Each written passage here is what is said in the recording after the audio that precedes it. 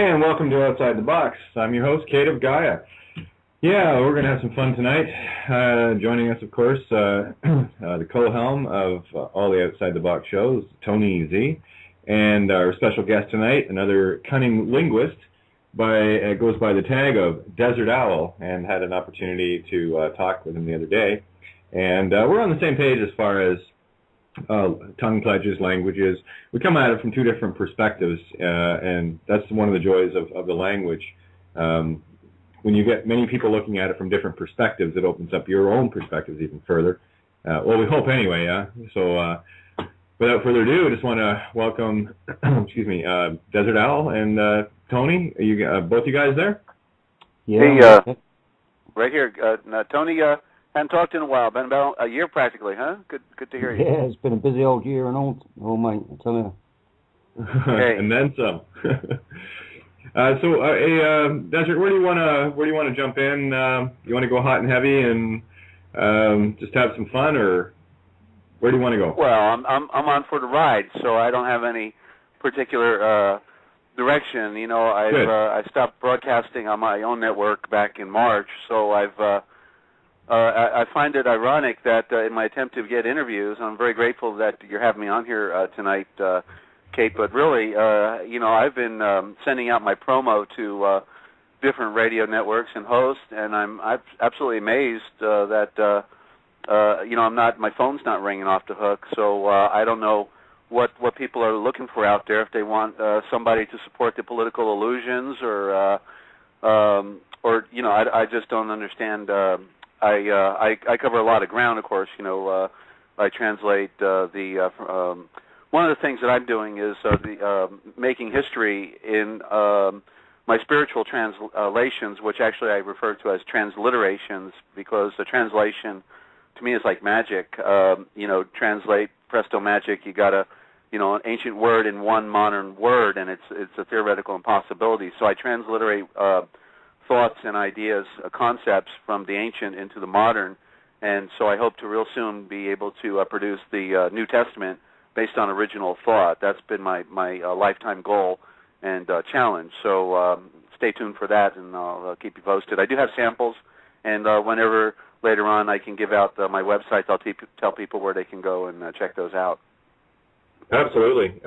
Again, this is about the thing about the Outside the Box. The show itself is meant more for creating connections and, of course, taking things in directions that most people normally won't do. We don't get stuck in the day-to-day nonsense of the illusion. There's too much going on, and it's very easy to get caught up in that square, round peg square hole kind of thinking. Which personally I have no time for. There's no originality in it, and that's one of the things you'll find, especially with a lot of shows, at least that I tune into. It's just the same thing packaged over, with a different label, but it's still the same thing. So that's one of the reasons why my personal goal is to bring people into shows that have. They can be wildly different perspectives, or they can be, along the same lines. Or I don't really particularly care, but I want them to be original. I want to experience a different perspective, not the same old, same old. You know what I mean? Oh yeah.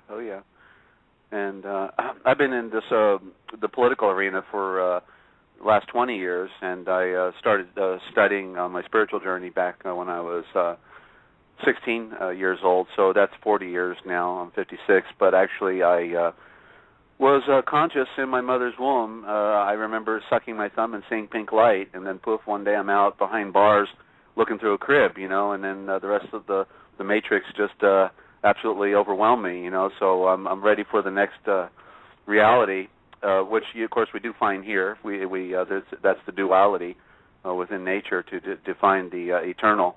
While we're here in this limited matrix that is fooling us. Oh yeah, it's an interesting wonderland. I'm going to start referring to it simply as Wonderland. Many times people have heard me say we're not in Kansas anymore, Toto, and the specific trails that we're on right now, in terms of living in the now moment, which of course is where you really need to be getting into that Zen moment. where you can start seeing things and where you can start having original thoughts, original ideas. Right. And building upon that, and again, it is that spiritual journey, that experiential that we're all going through. And all too often I see every day I see the drama, people getting caught up in this and caught up in that, and it's like, does it really matter? And I find myself, I find it very draining, actually. It's like, I'm here to learn something. I mean, maybe that's just my own selfish viewpoint. I have a very specific purpose for being here, that I know. It's always resonated, much in the same way that you were talking of. I don't go quite as far back. In my memory, I do remember the day I was born, however. But for some people, that's a pretty novel experience right there, I'm sure, because most people probably don't remember the day they're born. I don't remember coming out. I just remember being in the womb, and then I was having flashbacks, to the event, that went with me throughout my, next 35 years. I had flashbacks to it, so I couldn't forget it. Actually, things like that are definitely they're very difficult to forget when they're that embedded in the memory, not the psyche, the memory. Well, the psyche is a spirit, right? The psyche, spiritual life force, and again, we talked the other day, I come at things from a very green language perspective based on the phonics. And as I told you, as I told everyone many occasions, I don't see words in as much, as a songwriter, what I would do is I see pictures. That's what I don't specifically, I really have to concentrate if I want to see a word. So typically what I do is I, as you put it, it's a better way to put it, I transliterate that picture into these squiggly little shapes, sigils, whatever you want to call them, to convey that concept across to someone else. And when we're speaking of language, we're not speaking of how to translate. What we're doing more. I'll get your opinion on this one as well. We're dealing with concepts and trying to get that concept across using the in some cases with most people is very limited tools, not really understanding what it is they're actually saying. I learned that lesson through a friend of mine, a Portuguese friend, who he and a couple of others were standing around and he was telling a joke in Portuguese, and they started howling. I thought, well, okay, I don't speak Portuguese, so what's the joke? And he started to try to tell me the joke in English, and he got a couple of lines in. It doesn't work in English. It only works in Portuguese. You're right. So right. That was an early on lesson for me. Yeah. And, Well, that's amazing. Because that's really true. I've heard that over and over, and people would, I think people would tend to think here, like in America, speaking English, and then they're surrounded by all the technology, all the conveniences and everything, and they probably actually would think that they're probably the most sophisticated society going on, and then when you learn the truth, then you begin to understand that we're basically speaking Pig Latin, and it's all been engineered and controlled by a very dark and sinister force. I can tell you how I discovered where they do it at and all that here in a bit. But I was going to give an example of how things don't. They're so different in the other tongue. So if we go back to the original thought in Aramaic, which is based on my transliterations, if somebody was saying like in our modern tongue, you're smiling, back then in the ancient, because everything was in reference to image and symbol, and created a metaphor. So if you were smiling and they said you were smiling, they would say your sun is shining. So your head, what is above your body, was regarded as the sun. That's like the sun in the sky, and therefore if you're smiling, so your sun is shining. So shining is the smile, And if they were going to, let's say, I wanted you to come and look at something with me, and I'd say in English, I'd say, you come on over here. Hey, you come on over here, something like that. And but in the ancient, they would say, because I want you to see what I'm seeing, because depending upon how you change the vowel in the words, you can get, in this instance, three different aspects. And so the first one, if I want you to see what I'm seeing, I would say, my eyes, come on over here, come here. And then if I wanted you to help me do something, instead of saying, can you come over here, I would say, my hands, come here.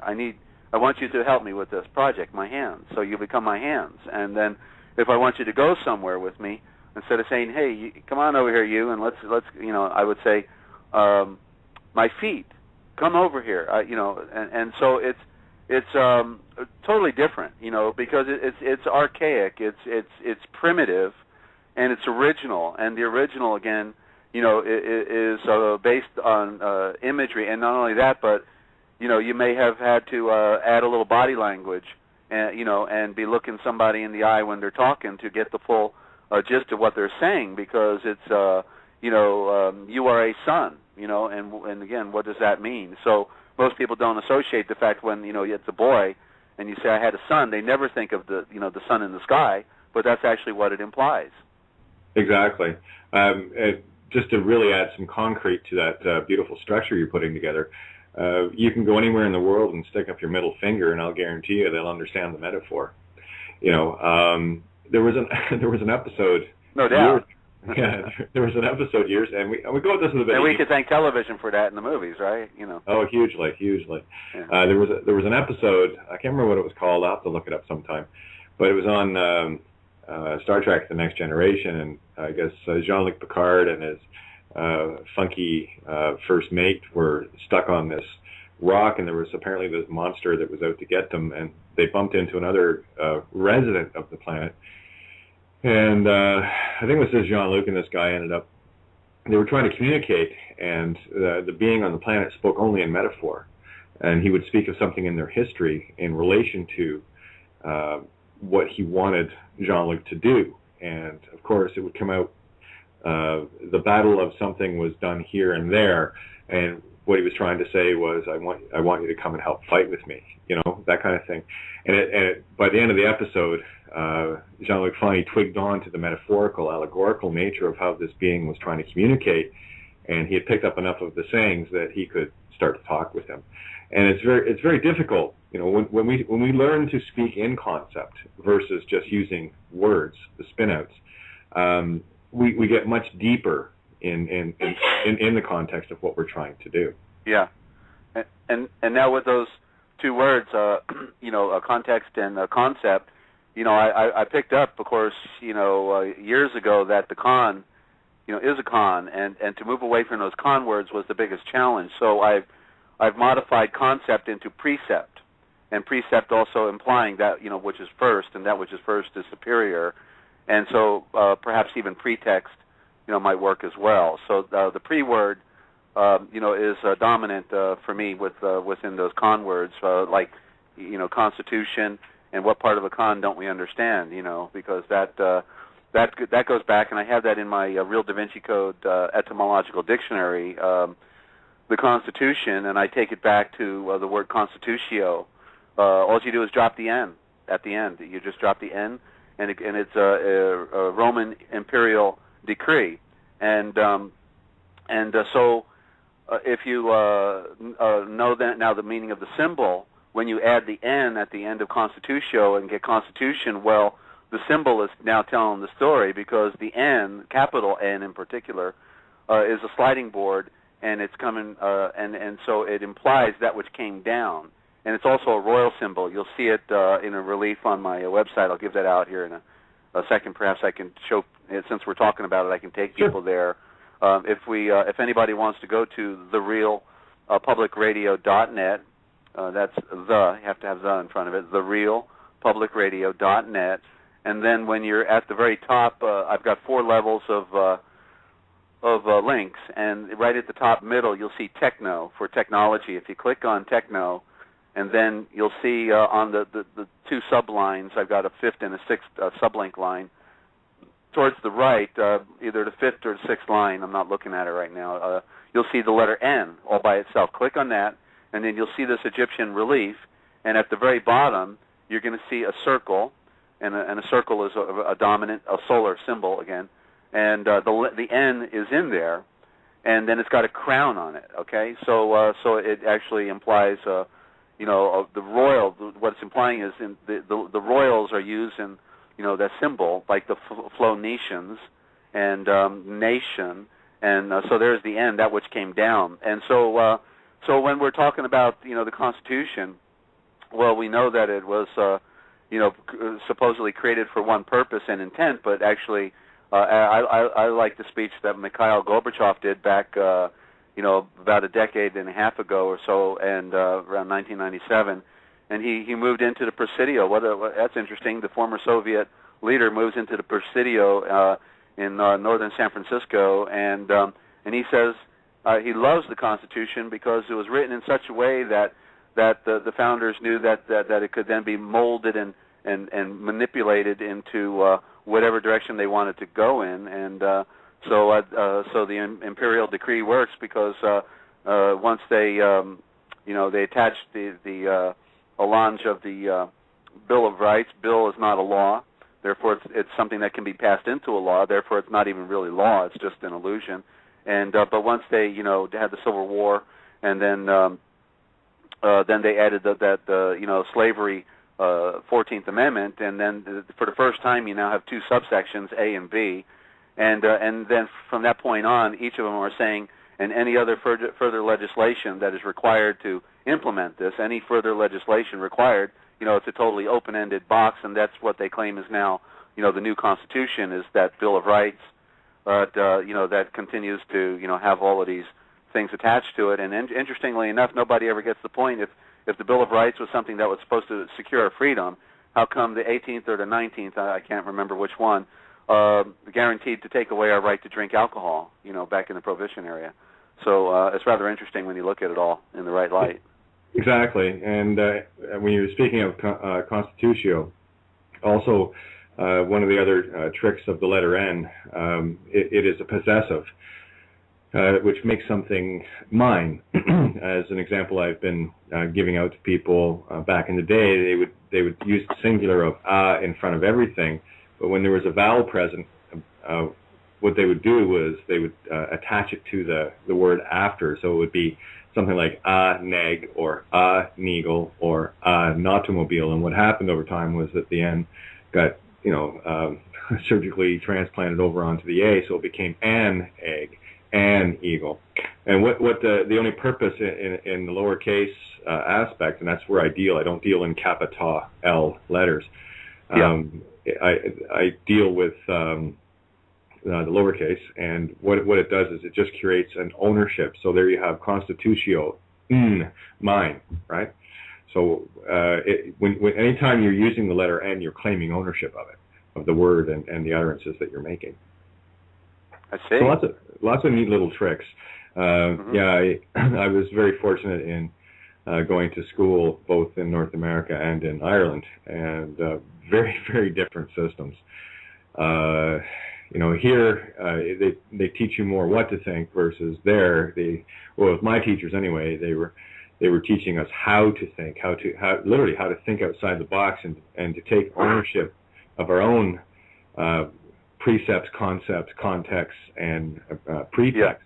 Another aspect of the word con back in 1913, just to add more weight to what we're talking about, in Webster's Dictionary of 1913, the word con was given both sides, where what used to be against, like know your pros and cons, where it was changed as a prefix to mean it could be for or against, as in similar to com, as in communication, right?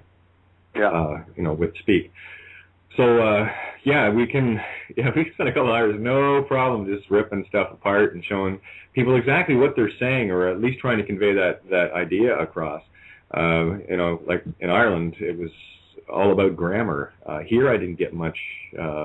Even in grade 13, I did literature, and what was the other? I did a couple of literatures in grade 13 here, but I just, it's so different. Just even the approach, and I found myself scratching my head many times here, especially with math teachers. One of the things that we had in Ireland was we weren't allowed to use a formula until we could strip it down backwards. Basically, reverse engineer the formula to know why it worked. And when we knew why it worked, we knew the original source and the concept behind it. Then we were allowed to use it freely. And of course, over here, I will say it's years advanced in terms of, when I came here at 14, I was ready for university here, basically. Of course, they throw you back in grade 9, and I spent quite a few years bored. Well, I bet.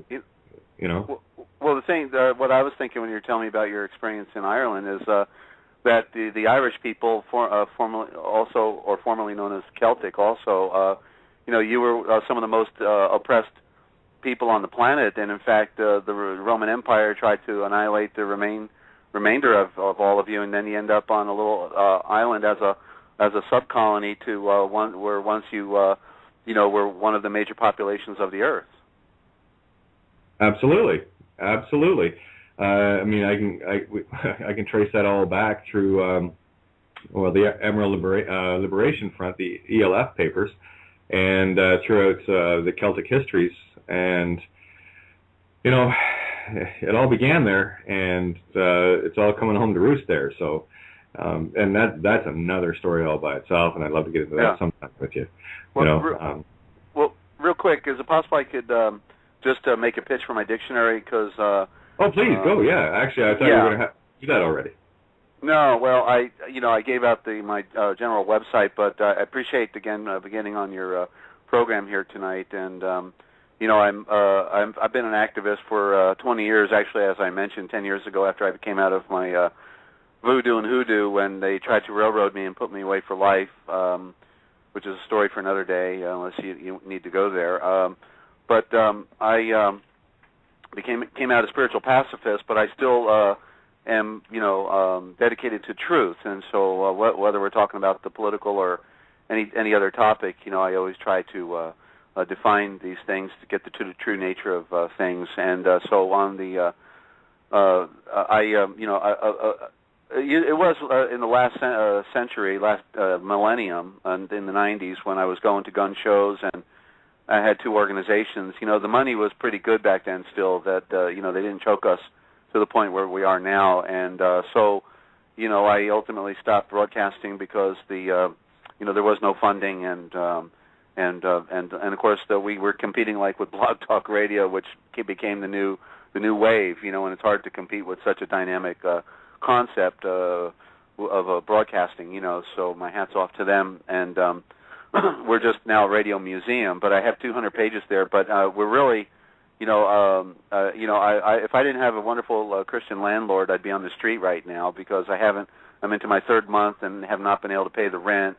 I'm a translator and trying to produce an important work. I have a dictionary that they can see a sample of on my network, and I don't even have the funding to publish it. It's now 285 pages, 8.5 by 11. Tony, I know you've got a copy of it, and also Kate, you've got a copy of it. And so it's in PDF format. That's the only way I can make it available. But if anybody would like to help save a ministry that's down right now, I was able to just keep the phones on and not pay the rent, and I've got to put the fix in right now because I'm I'm 1 foot out the door, and I'd be very grateful. It's a suggested donation of $20, but any size donation, I'll be right after the program. I'll shoot you an email, or if we go to a break and the donation comes in off PayPal, I'll immediately send you a copy. So within this hour or when we get off, I'll get you the dictionary so you can look at it. In the meantime, you got a sample copy right there on therealpublicradio.net, and it'll tell you, go see the sample for a free sample. So you can click on that link or just click on the urgent tab at the top left, and you'll see not only the first offer is the dictionary. You can click on it, see the sample PDF, and then below there's some sample transliterations that I've done of the lost writings. I think there's some of the Essene writings are there, and I recommend looking at 1 John. I did all 5 chapters of 1 John, and it was really a profound experience to put it in original thought, because it was I had my own experience doing that. So if you there's my contact page, or you've got the PayPal button on any of those pages. Just click on it, and then I will immediately get the notice that you made a donation, and at that point I'll reciprocate as soon as I get off the air, if not during time we're on the air here. Okay, so I appreciate that, your support, and also if you want to get on my newsletter based on my transliterations, then just let me know. Send me a note on that. My email is contact@freeamericaradio.com. That's on the contact page, contact@freeamericaradio.com. And one more website.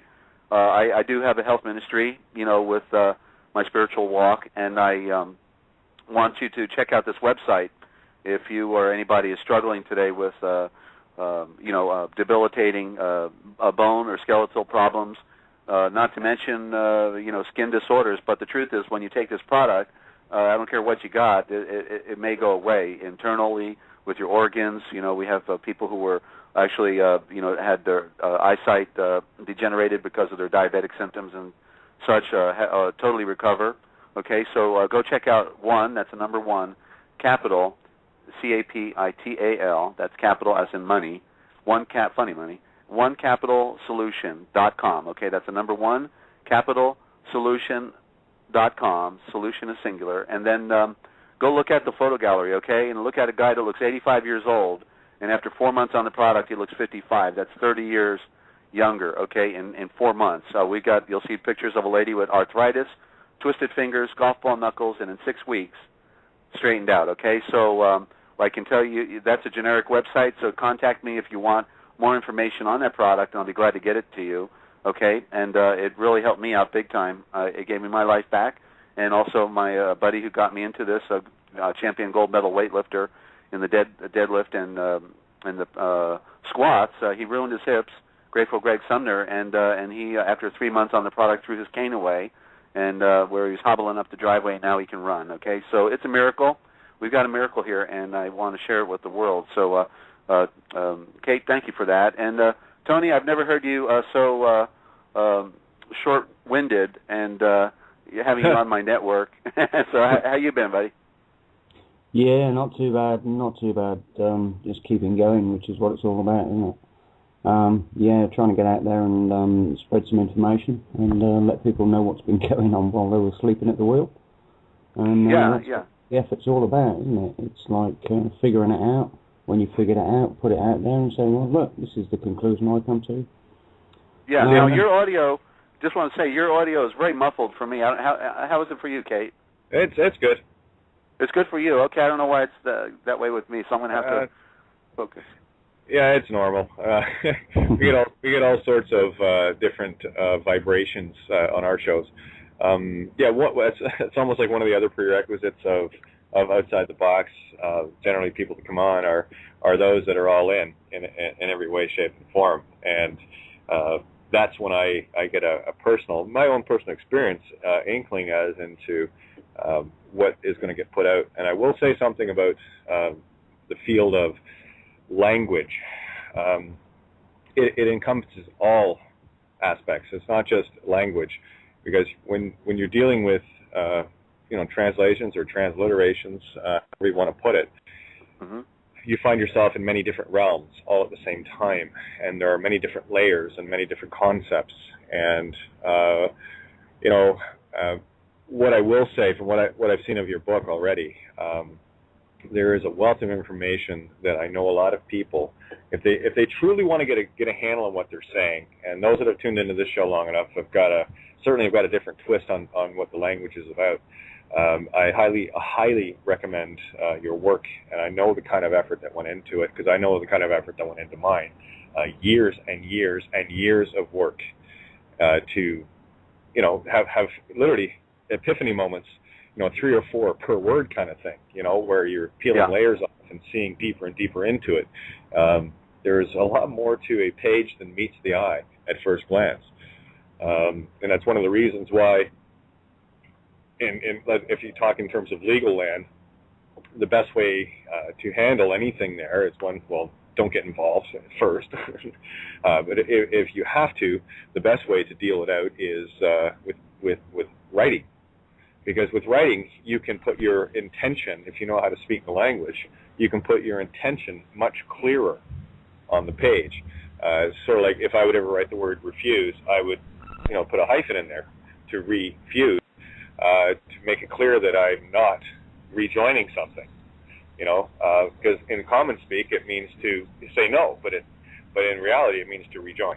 And there's other layers to it as well, letter by letter. Right. That's a good one. I had not saw the picture on that. Go ahead. Yeah, so that's the green language I speak of. That's kind of where my realm is, and I can see how what I do interweaves with what you're doing.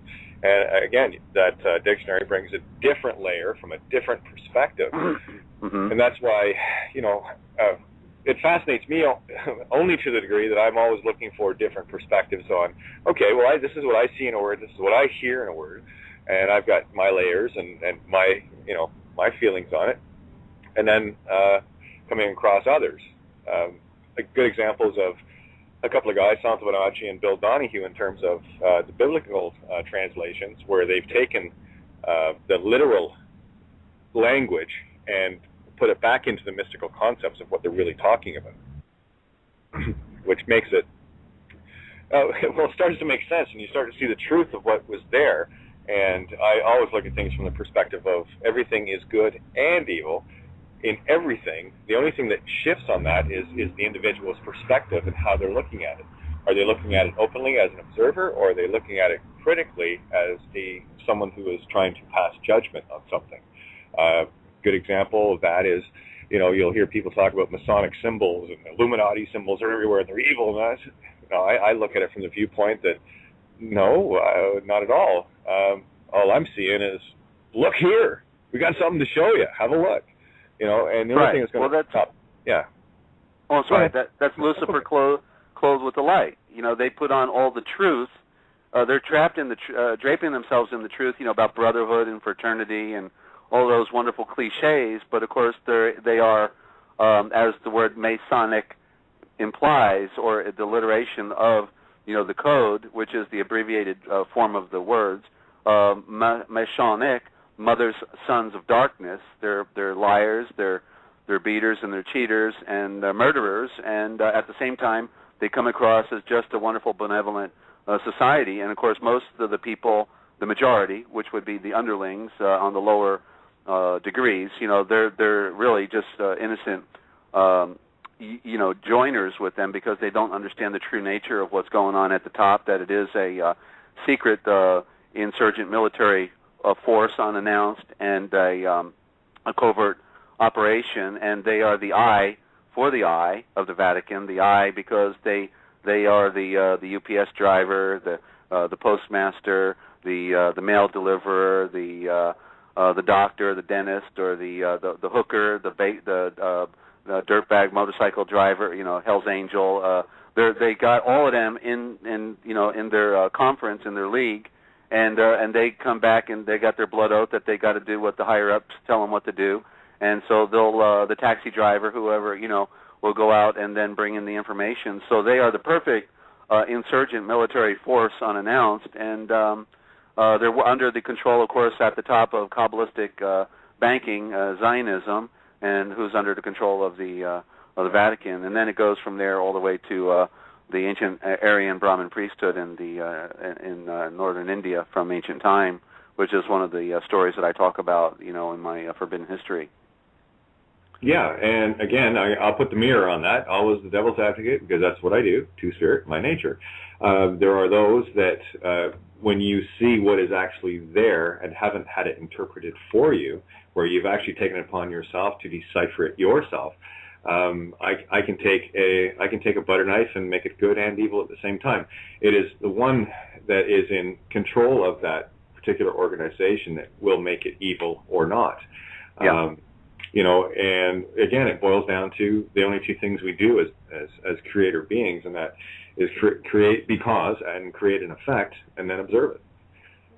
And most times, what you'll see with the vast majority of people on this planet, myself for a very long time included, all of us, we are at effect to another's creation. And this is where the awakening comes in that we're experiencing right now, in that we're not being so at effect to that creation anymore, where we're starting to think for ourselves. And there are many roads that lead in many directions.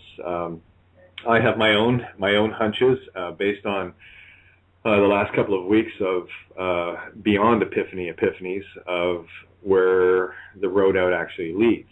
And I would highly recommend to everyone, if they get a chance, to revisit the movie, or if you can, read the book, The Wizard of Oz. You would not believe, based on cross-referencing one of the more potent magic books out there, called Black's Law, 9th edition. Of course, it's brought out by West Publications, which is the Wicked Witch of the West, and the only way that she could be destroyed is with the waters of truth. You know, so again, what we're dealing with are analogous and metaphorical. You know. Yeah. I did a spin on movies, and I have a short read on The Wizard of Oz that I did back about 8 years ago on audio. Did you want me to play it for a break? Sure. What did you want to do there? Sorry. Well, I have I did a read on the symbolism within the Wizard of Oz, and taking you down the yellow brick road and what everything was symbolizing. Did you want to do like an example of that? Yeah, absolutely. Okay. Yeah. What have you got? I was being interviewed, and this was something I did. I don't have the dialogue in front of me, so I'll just play the audio. That'll give everybody a break here for a second. Let me see if I got the time on that. Yeah, it starts in 31 minutes. Okay, let me move it up. Stand by. I'll just may have to adjust more audio. We'll do a test. By the top of the hour. Okay. Against the grain with Dezert Owl. We'll be right Stand back. Okay. Starry night. Let me. Okay, just tell me. Is this audio? Just do your thing. The audio is not bad. It's a good level. Go ahead. It's good audio? It could be a little louder, but it's not bad. All right. I better to have a little loud. How's that? Perfect. Okay, that's good. Here we go. Let me move it forward. Sketch the trees and the daffodils. Catch the breeze and the winter chill. Specifically, but BBCOA does the book called Cracking the Code, and so this is in their dictionary section, and it's definition of the Wizard of Oz. And if anyone can reach BBCOA through bbcoa.com, as I understand it, so to give them credit for that. The Wizard of Oz, a motion picture, 1939, Metro-Goldwyn-Mayer, book by L. Frank Baum, adaptation by Noel Langley, screenplay by Noel Langley, Florence Ryerson, and Edgar Allan Wolfe, lyrics by E.Y. Harburg, produced by Mervyn LeRoy, directed by Victor Fleming. See note, just as you can read between the gory lines in the newspaper on any day and discover clues issued by the powers that be, you can look hard enough as to what is actually going on. Such notice can also be found in lighter fare, like the movies. Such a movie was The Wizard of Oz, an allegory for the new state of affairs in America in the 1930s following the stock market crash and fabricated, and factual bankruptcy fabricated of the U.S. government fabricated immediately thereafter. The setting was Kansas, heartland, America, and geographical center of the USA. And in comes Twister, the tornado, that is whirling confusion, the New Deal. The stock market, the market crash, theft of America's gold, U.S. bankruptcy, a Great Depression, and it whisks Dorothy and Toto up into a new artificial dimension, somewhere above the solid ground of Kansas, way over that rainbow. When they finally land in Oz, Dorothy comments to her little companion, Toto, I have a feeling we're not in Kansas anymore. After the bankruptcy, Kansas was no longer just plain old Kansas. It was now KS, Military Zone, KS, artificial corporation venue of the bankrupt United States, newly established federal territory, part of the federal zone, and Dorothy and Toto were in this new state. See, in the state, same dictionary. In the 1930s, the all capital letters written, see all capital letters written, straw man, see straw man, newly created artificial aspect of the former American sovereigns had no brain. And Americans were too confused and distracted by all the commotion to figure out that they even had a straw man. This sounds like isolation of interest again. They got us looking one way, and they got something else going on. They created a distraction, obviously. The New Deal. So the straw man is your trade name, all capital letters. The Scarecrow identified his straw man persona for Dorothy like this. Some people without brains do an awful lot of talking. Of course. I'm not bright about doing things. And in his classic song, If I Only Had a Brain, the Scarecrow's straw man transmitting utility succinctly argued, I'd unravel every riddle for every individual. See individual. In trouble or in pain. Translation: Once one discovers that his straw man exists, all political and legal mysteries, complexities, and confusion are resolved, and once one reclaims the legal title attached thereto, he can protect himself from legal trouble and damage. The Tin Man, or TIN, for Taxpayer Identification Number, man, was a hollow man of metal, a vessel. Oh, all capital letters is a vessel on the high seas. A tin man, right? A vessel, see vehicle. Newly created commercial code words for the straw man. Just like the Scarecrow straw man had no brain, this tin man vessel had no heart. Both were artificial persons. They were persons in the true sense. See, person, a fiction, an actor, a mask, a shield, a dummy, corporation. One of the definitions of tin in Webster's is counterfeit. Ooh. The Tin Man, that's interesting because that takes us all the way back to the Phoenicians and the mining of the tin. That was one of the first things they mined. The Tin Man also represented the mechanical and heartless aspects of commerce and commercial law. Just like they say in the Mafia, nothing personal, just business. The heartless Tin Man also carried an axe, traditional symbol for God, that is modern commercial law, in most earlier dominant civilizations, including fascist states. In the words of the Tin Man expressing relief after Dorothy had oiled his arm, I've held that axe up for ages. Of course, that axe would symbolize the berserker axe that's found in the fasci. Continuing, the word ace is etymologically related with the word axe, and in a deck of cards, the only one above a king is the ace. That is God, perhaps. Not certain, though, the symbolism here. One of the axes, but it is the heart, that is for sure. The heart, wherever they are, whatever it is. One of the Axis powers of World War II, Italy, was a fascist state. The symbol for fascism is the faces, also known as the fasci, the faces. A bundle of rods with an axe bound up in the middle, a berserker axe, and its blade projecting. The faces made, faces, by the way, the etymology of that, of course, is the sun. The fire of the sun, the faces, an ancient Aramaic, when they said, your face, they were saying the same word as the sun, that this was as if a star, head was a star, and if you were smiling, they say your sun was shining. And so the faces, of course, is the sun, the Kai, then it's going back into light, and the Kai. The faces may be found on the reverse of the American Mercury head dime. The Roman deity Mercury was the god of commerce. And on the wall behind and on each side of the speaker's podium in the U.S. Senate, each gilded faces is approximately 6 feet in height.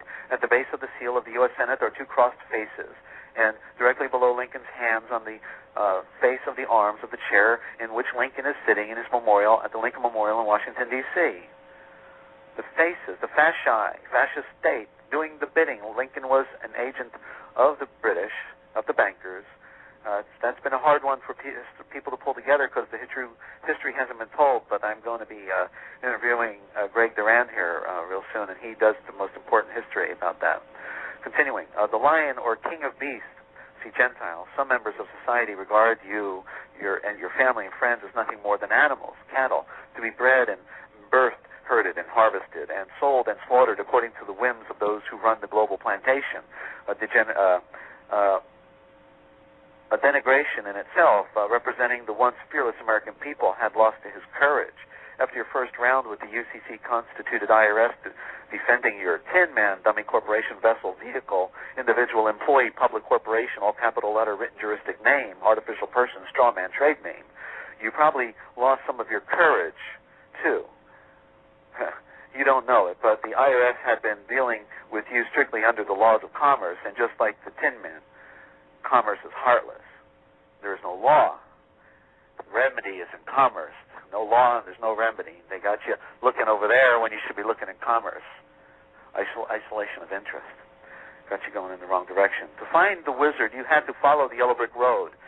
That is, follow the trail of America's stolen gold, and you will find the thief who stole it. In the beginning of the movie, the wizard was represented by the traveling mystic, Professor Marvel, whom Dorothy encountered when she ran away with Toto. His macabre shingle touted that he was acclaimed by the crowned heads of Europe, past, present, and future. Boy, that Professor Marvel must have been a regular wizard to be acclaimed by the future crowned heads of Europe before they were even crowned, before the bankers stole America. They had long since disempowered the Christian monarchies of Europe and looted their kingdoms. Maybe this Professor Marvel fellow knew something about the future that other folks didn't, with a human skull peering down from its painted perch above the door inside his wagon. The good professor lectured Dorothy of the priest of Isis and Osiris and the days of the pharaohs of Egypt.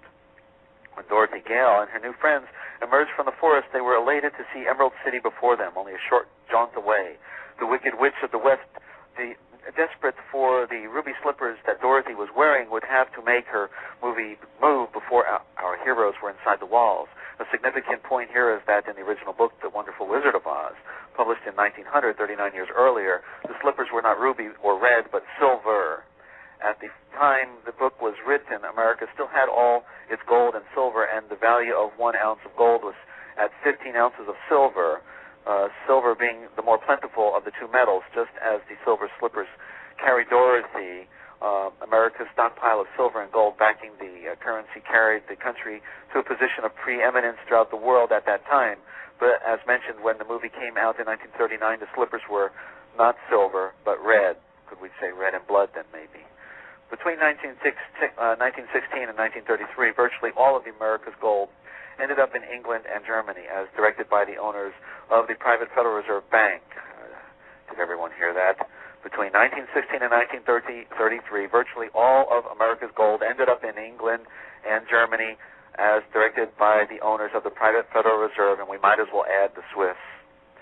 The reason for this was the Federal Reserve notes could be redeemed in gold, and the use of Federal Reserve notes carried an interest penalty that could only be paid in gold. We traded our gold in exchange for the use of worthless paper with green ink on it, whereas our original currency, United States notes, carried no such interest requirement, but such was the bargain that came with the Federal Reserve notes. When bankruptcy was declared in 1933, Americans were required to turn in all gold coin, gold bullion, and gold certificates by May 1st, May Day, the Illuminati, the birthday of communism in Bavaria, in 1776, the birthday of the IRS, and the celebrated worldwide as International Workers' Holiday, a holy day to the wizard and his tribe. The day the Illuminati acclaimed America and were formed. Consulting peoples who were alive at that time, you may find out that the general sentiment towards such thievery bordered on a second revolution. Maybe it was just too much of a clue, too much salt in the wound for Dorothy to be skipping down the yellow brick road in a pair of silver slippers. So, for whatever reason, a color less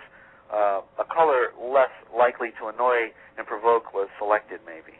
Regarding the choice of ruby, red-colored slippers, red's primary significance, at least on documents and the like, is that of the color blood, as in the flesh and blood, and symbolizes a living, breathing man, woman, that is a non-corporate, not an artificial.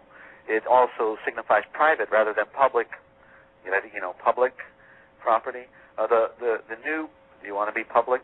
The new Social Security card has a red serial number on the reverse, like signifying the private side account or blood, associated with the trade name's public side Social Security number, account number, before redemption. For postal employees, red-stickered registered mail means private accountability, private. All other mail carries limited liability on the public side. It is likely that the ruby slippers symbolize the American people with blood in their veins, and not citizens of the United States strawmen, trade names, the 14th Amendment, with their counterfeit corporate blood of blue-black ink on a birth certificate. No matter their color in the movie, the Wicked Witch of the West wanted those slippers at any cost and had to move fast before Dorothy and crew could make it into the Emerald City. Her tactic was to cover the countryside with poppy flowers, or poppies, the source of heroin, opium, and morphine, symbolically drugging them into unconsciousness. And then just waltz in and snatch the slippers. In other words, the best way to subjugate the American people and boost the goods was to dull their senses by getting them hooked on drugs. Note that LSD was created the same year in Switzerland, 1939, by Dr. Albert Hofmann. The poppies, drugs, worked on Dorothy, the lion, and Toto, our flesh and blood friends, but had no effect on the Scarecrow nor on the Tin Man, the artificial entities. The two of them cried out for help, and Glenda, the good witch of the north, answered their prayers with a blanket of snow. That is opium, perhaps. A stimulant, nullifying the narcotic effect of the people, or the poppies, opium, on Dorothy, the lion, and Toto. At this writing, aside from marijuana, the two most available drugs on the streets of America are heroin and cocaine in their various forms, all merchant for centuries by the great merchants and the East India Trading Company. As they all scampered toward Emerald City, the city of green, Federal Reserve notes perhaps, the new fiat money or money by decree, we heard the Munchkins singing on the glory of the wizard's creation. You're out of the woods, you're out of the dark, you're out of the night. Step into the sun, step into the light, keep straight ahead for the most glorious place on the face of the earth, or the stars. Forgive my singing.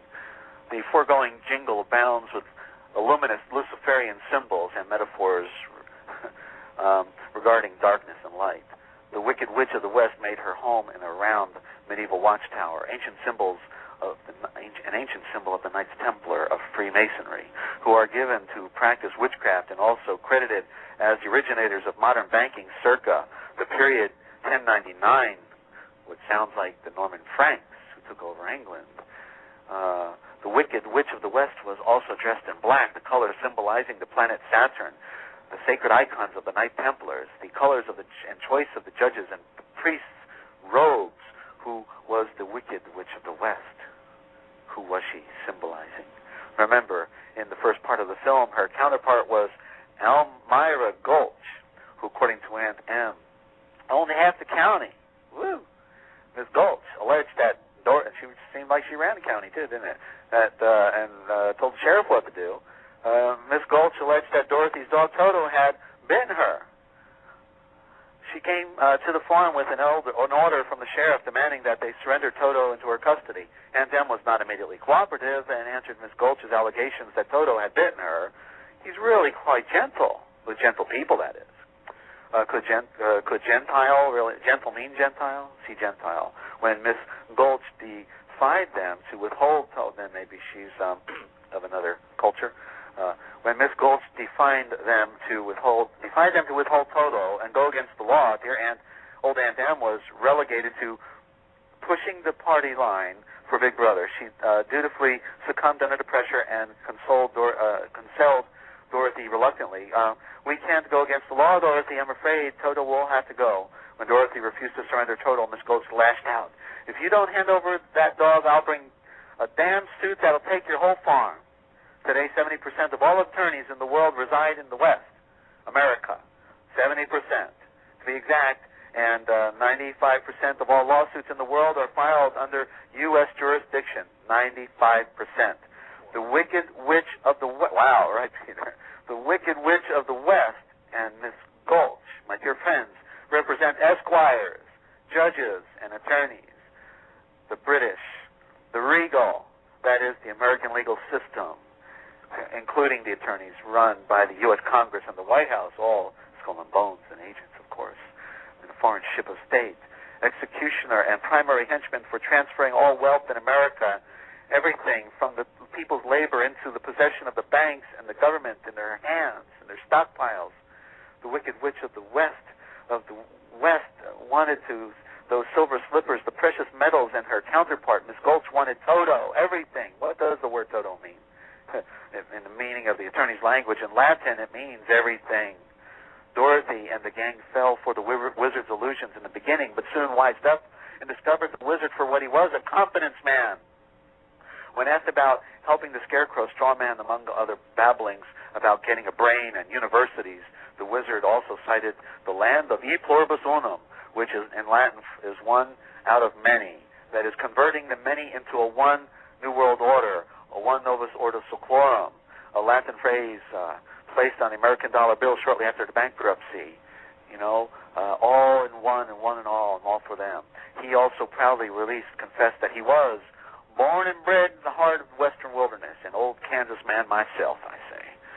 Yeah, the bankers did pretty well in Europe, but as the wizard pointed out, they made killing in the western wilderness, real killing, killed everyone in their path, I think, and robbed everyone else to this modern time, i.e. America with the theft of American gold, labor, and property, not to mention they lied to you, property from the, quoting John D. Rockefeller, grateful and responsive rural folk, I love them, who populate that country at that time. When Dorothy asked Glenda, the good witch of the North, for help in getting Kansas, back to Kansas, Glenda replied, you don't need to be helped. You've always had the power to go back to Kansas. Translation. You've always had the right and the power to exercise your sovereignty. You just forgot. You forgot the machinations, the methods, the way, the actual act of asserting your sovereignty. Remedy. See remedy. A common law copyright notice and a UCC financing statement, a commercial security agreement, for filing with the Secretary of State can become completed from scratch in no time.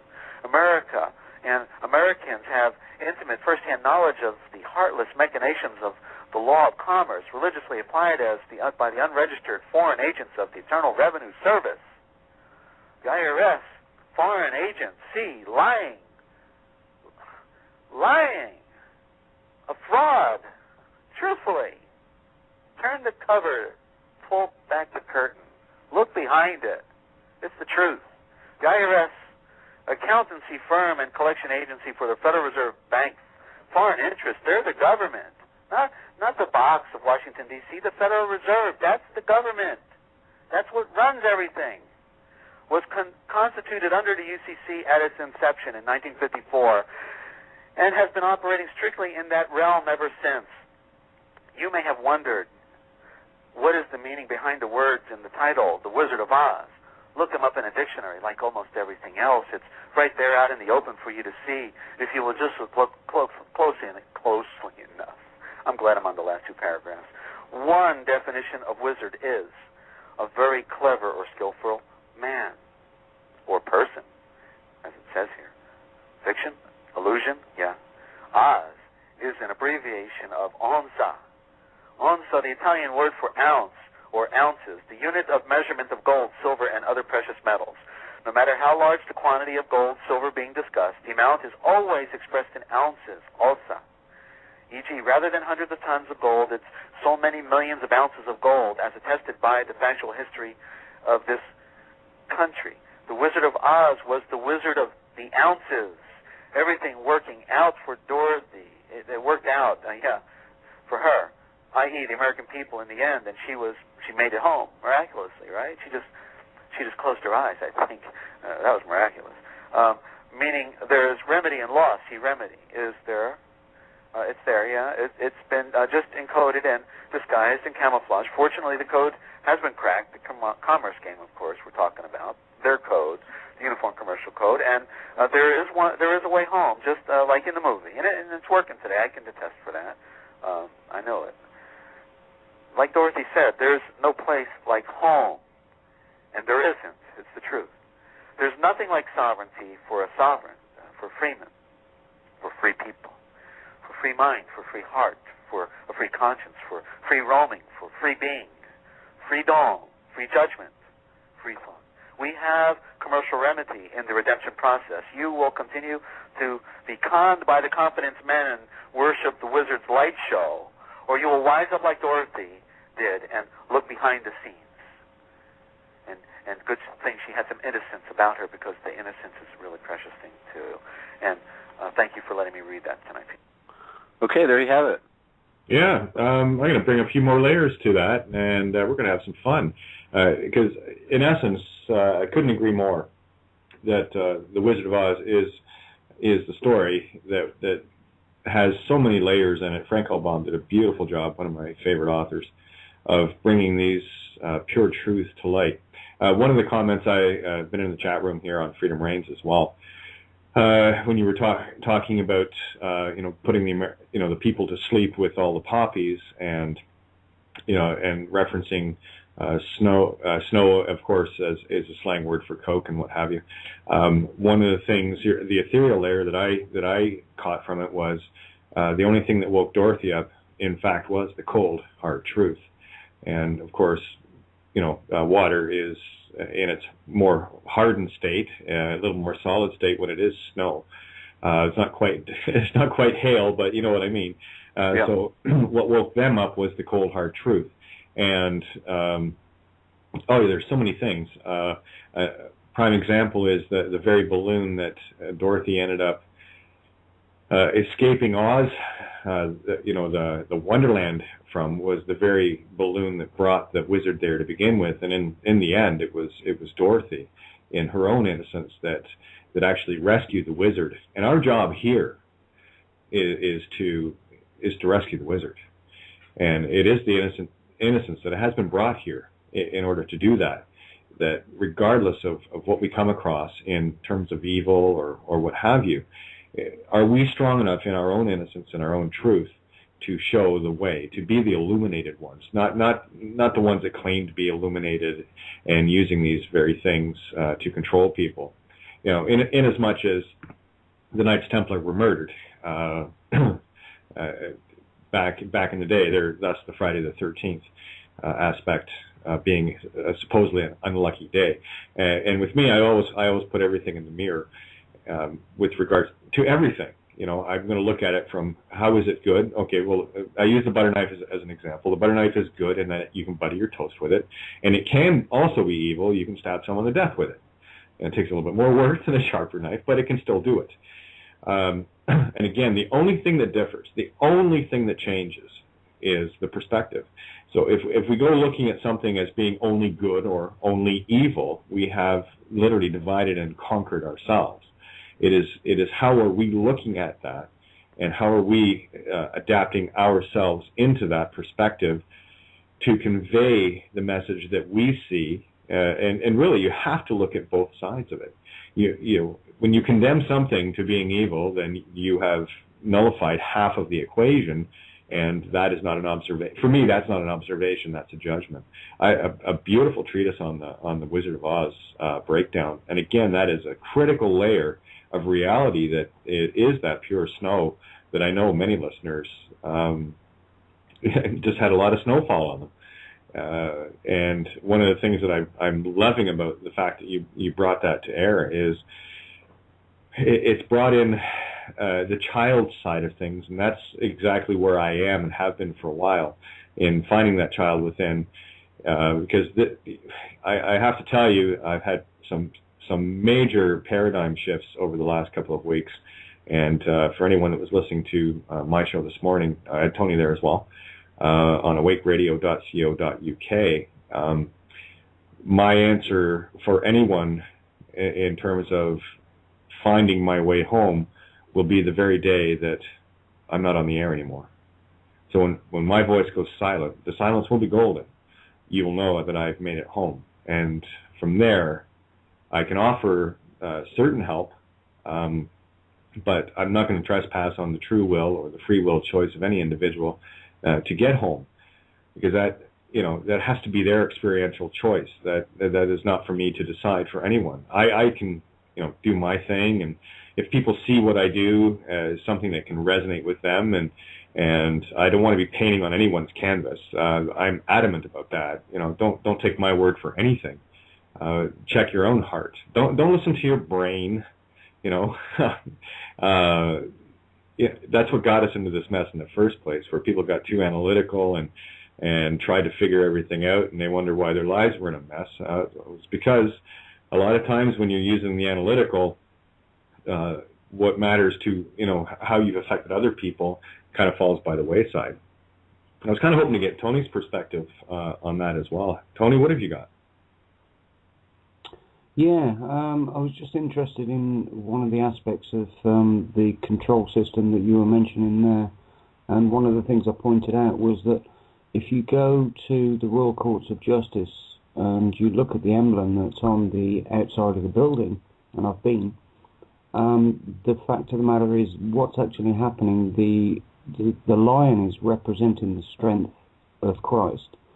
And the unicorn, the lion's on the left, the unicorn's on the right-hand side, and the unicorn's representing the spirituality of the people, the masses, etc.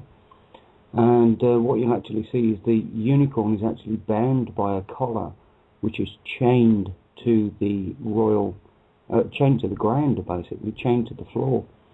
But the interesting thing about it is, because if you look closely, and I've provided the links for the chat room in there, you'll see that the actual collar that's binding the unicorn, or the collar, is chained, and what you'll actually see is the collar is easily big enough for the unicorn to lift off its own head and free itself from those chains of servitude.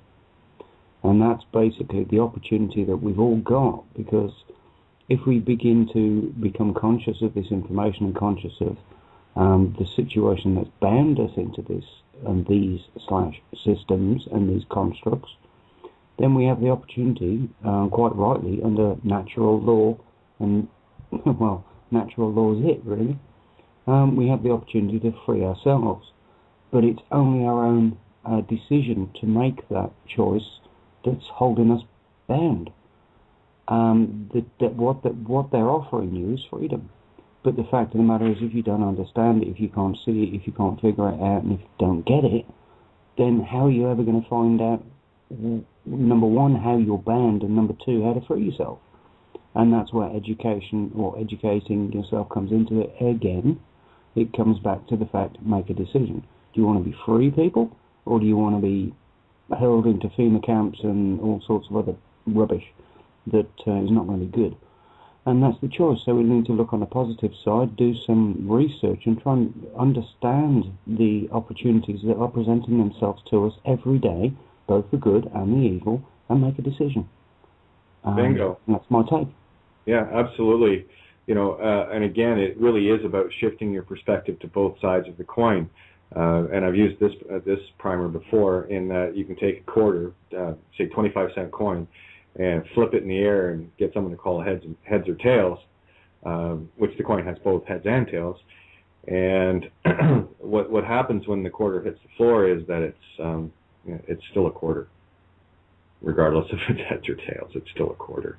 And that's the thing about truth; it can work on both sides. Depends on the perspective and the intent. And that's why, you know, I can look at the Vatican as being pure evil and pure love. I can look at the Jesuits as being pure evil and pure love. I can look at everything in this paradigm that we exist in from either perspective. I don't make the choice until I find something that resonates with me. And the only two questions I ask myself ever are, is that something I would do, or is that something I would not do? And again, you have to bring the choice home. There's Desert, there's your going home. You are home, right? You are the home, and you have to bring your choices home. You have to bring your balloon, your clicking your heels 3 times together to bring it home, and the home you find is within. And the truth was always there. I mean, Glenda, the Witch of the North, said it at the very end of the movie. The truth was always there. You always had it available to you if you would but, stop and look. Yet here's Dorothy caught up in all these dramas and all these fear things thrown at her, the flying monkeys and the wicked witch and ooh, ah, ooh, those guys, right? And what happened at the end of the movie when the wicked Witch of the West was destroyed by the waters of truth? All of her guards cheered because they, the military or the police or whatever, were as bound to that evil by their own choice and more overly their own fear. They couldn't even step out of uniform. Yeah, or they were under the spell, and the spell is not really a magic spell. It is really the words that they have bound us with, and that's the beauty behind it, because they're telling you in the very word spell that if one knows the true nature of words, then they can be set free from the control of the spell and be able to then become in control of those words and the diction. And what I was thinking of, as you were talking, was how, as a takeoff from the banking scenario with the Wizard of Oz, is that in the city of London, which is one of the 3 city-states, on one of the the lanes they have there is called Change Alley, which is a rather interesting name of a street. And then I remember when I first got into the political movement back in 1992, I got a copy of the annual report of the Council on Foreign Relations, because I had formed an organization called Council for the National Interest, which was to be the antithesis or the opposite energy of the Council on Foreign Relations.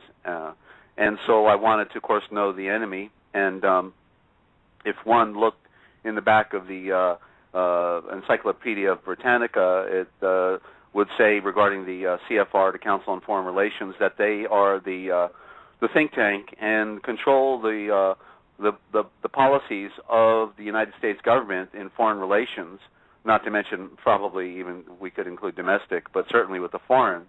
And at the end of every year, they have a meeting with the anchors, the news heads, the wonks of ABC, NBC, CBS, and all the others.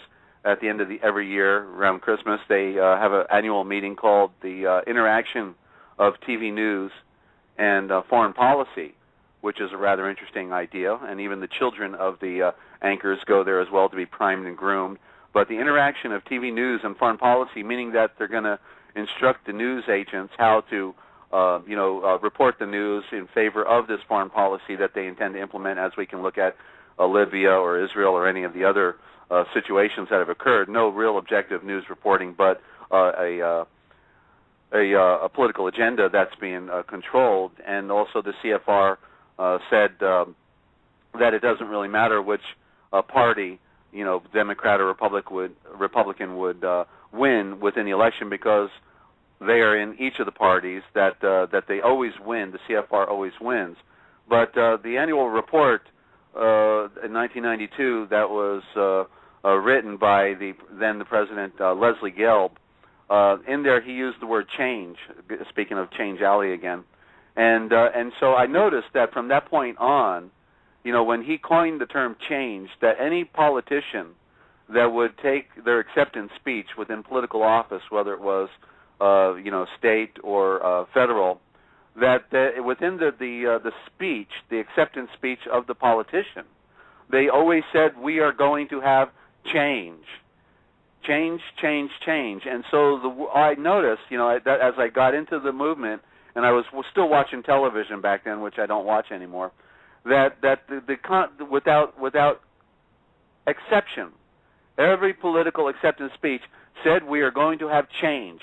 And of course they don't ever tell you what kind of change we're going to have. And I at the time, based on embracing through my still naive knowledge at the time, thinking that our American principles and the founding of America was legitimate, and that that, oh, wait a minute, I think we're supposed to preserve and protect, aren't we? We don't want change. We want to preserve and protect the things that we consider sacred, like our Declaration of Independence, our constitutions, whatever. Now I know the truth in a bigger light. But so change, they never define what kind of change they're going to give you or shove down your throat. Just like outcome-based education, I like that one. They never tell you what kind of outcome they're talking about, but it's based on outcome.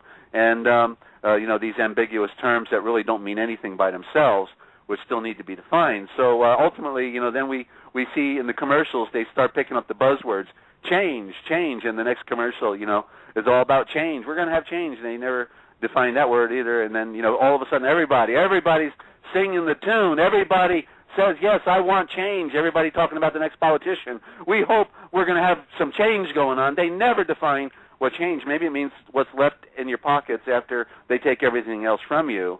So anyway, that's how they've put us under the spell. Once the CFR coins the term, everybody's singing the song. Kate? Well, that's it, yeah. One of the things that you brought up a lot of points there. One of the things that I'm trying to get people to start steering their boats away from is getting into the drama of all the things that are out there to distract us. They are merely clues. The true answer lies within. And the more time, again, and here we are, the innocent child, going out into the world, literally casting our boats out into all these strange waters to find what we can find to bring home. I would look at it as we're out collecting pieces of ourselves to try to put ourselves together, that we have a cohesive picture of ourselves within, something that we can resonate and be happy with.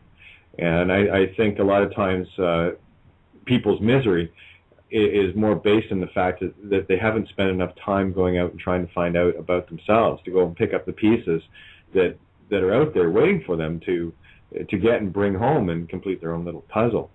Where am I? Yeah, see, I'm in such a place right now that it's very difficult for me to explain to people the surrealities and the absolute wonderment of what it is that I've been working with a few other people over the last couple of weeks, Tony being one of them.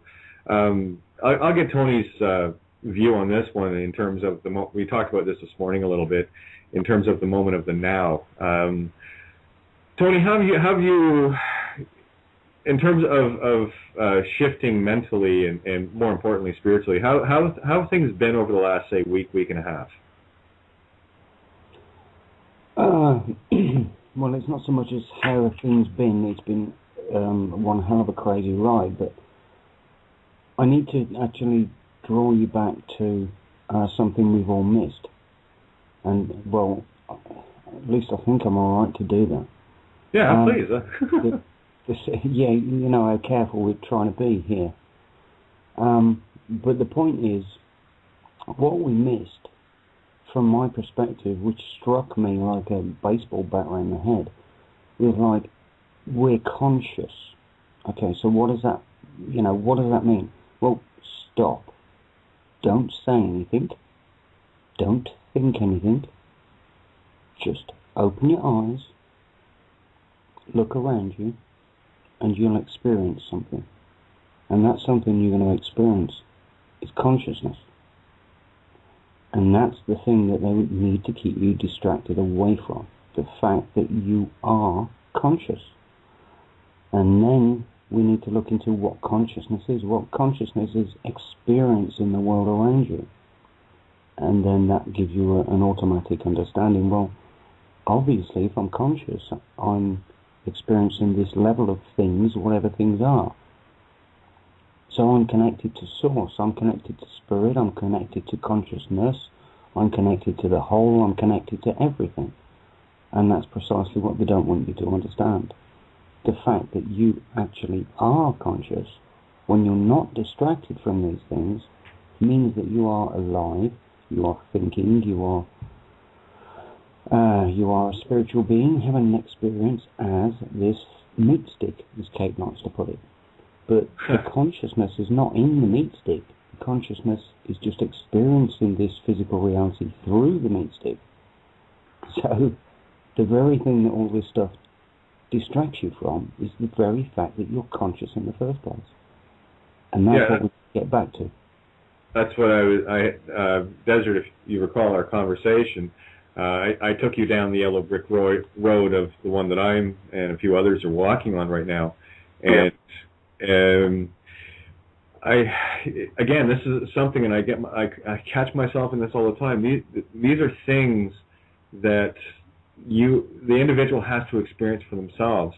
And I would say a week ago, I would have considered myself conscious.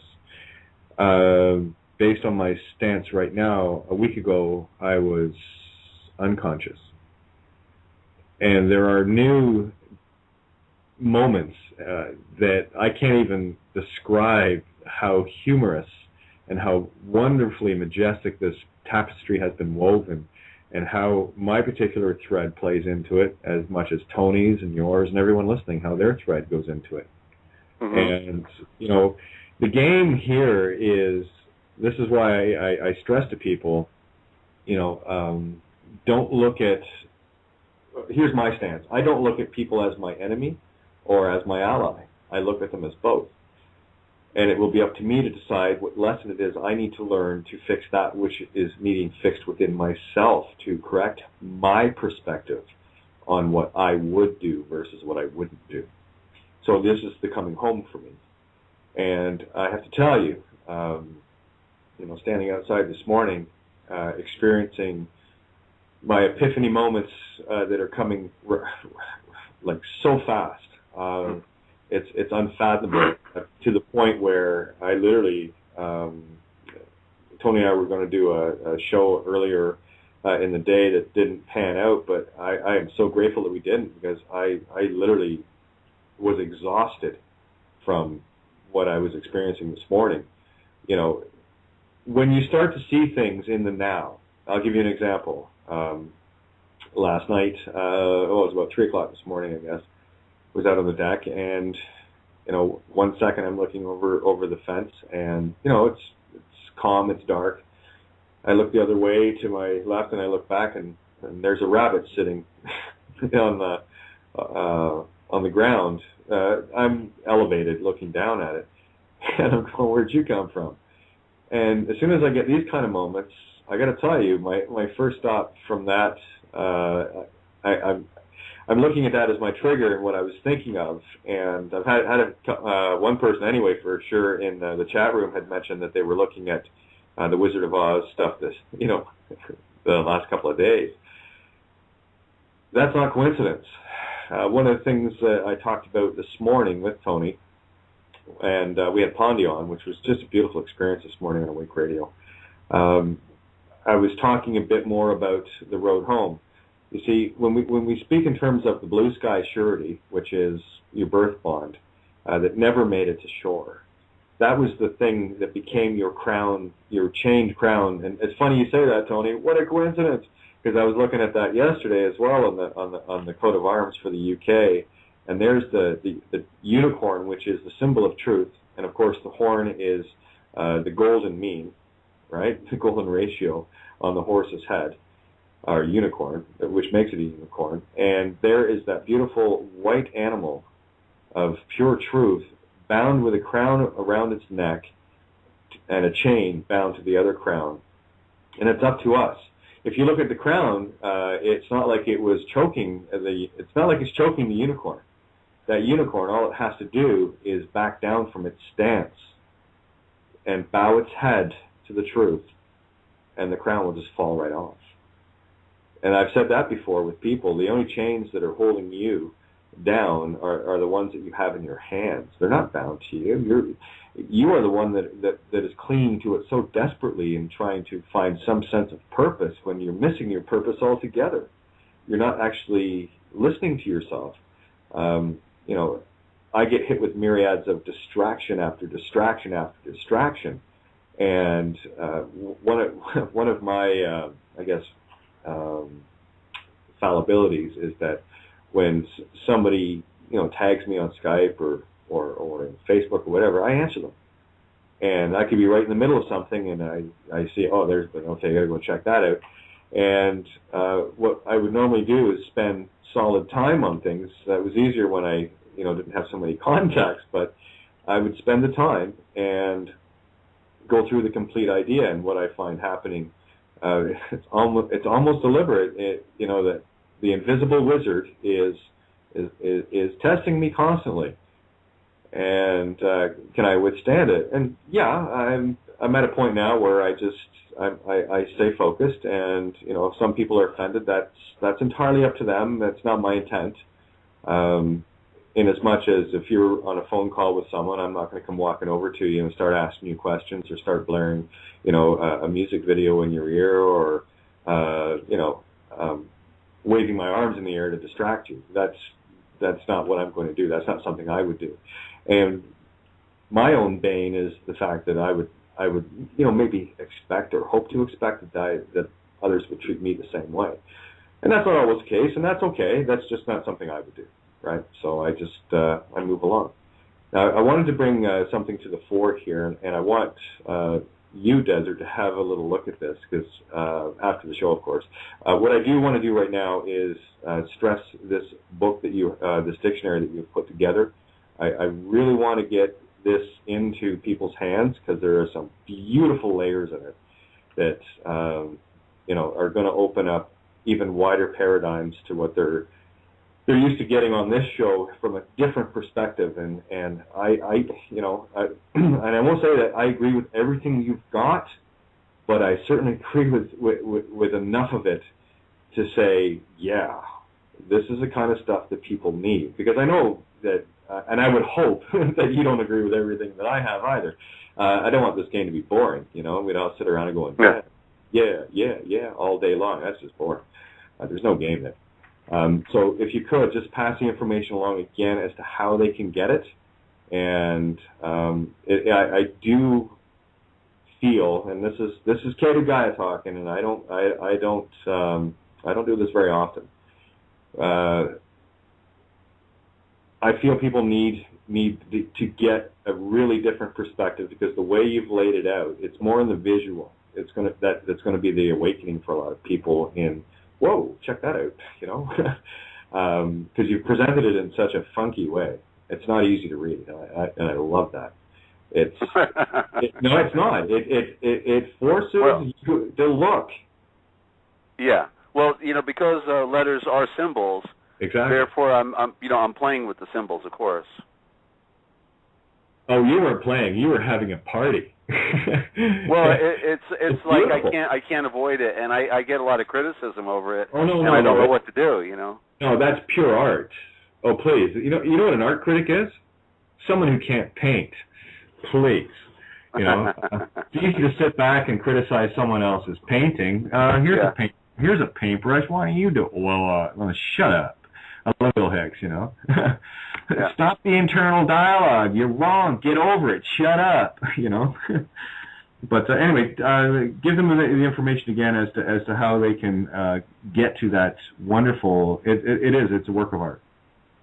Well, thank you, Kate, and of course everybody is a critic at one point or another, and but the thing is to be able to come into the other universe and to let it unfold, because as it says, where there is no vision, people perish, and so it is a matter of being able to resonate with the diction, because the letter. In other words, I read, and I'm going to give out that information, but I just want to say that I read on several levels. I read the components as abbreviated terms, and I'll mention, if you want, right after I give out that information, where I discovered how they've been, where they have been, and who has been doing it, where they've been manipulating our words. But I read the components, the compressed word, and expand it into original root forms. And then I also read the words as a hieroglyphic, and I can give examples of that as well. So literally, the letters themselves are hieroglyphics. And when the Phoenicians, what happened is that when the hieroglyphics of Egypt, dissipated in its use, the Phoenician alphabet actually captured the essence of that. And I also have something, that I don't think I have access to the document right now closely, but so they moved the Egyptian hieroglyphic into the Phoenician alphabet, what we see on our driver's license, and interestingly enough, that Phoenician alphabet on the driver's license, whoever has one out there, I don't myself, they're looking at the most ancient alphabet in the world, and it follows a maxim that says that which is first is that which is superior, and so they've enslaved everybody with the symbols of the ancient Aramaic, which was really common diction. It was not owned by any culture, so it really still is a free zone. But they would claim if you use it, then you're one of theirs, so to speak. But anyway, if you want to get a copy of the real Da Vinci Code etymological dictionary, etymology is dealing with the science of words and their meanings, and so.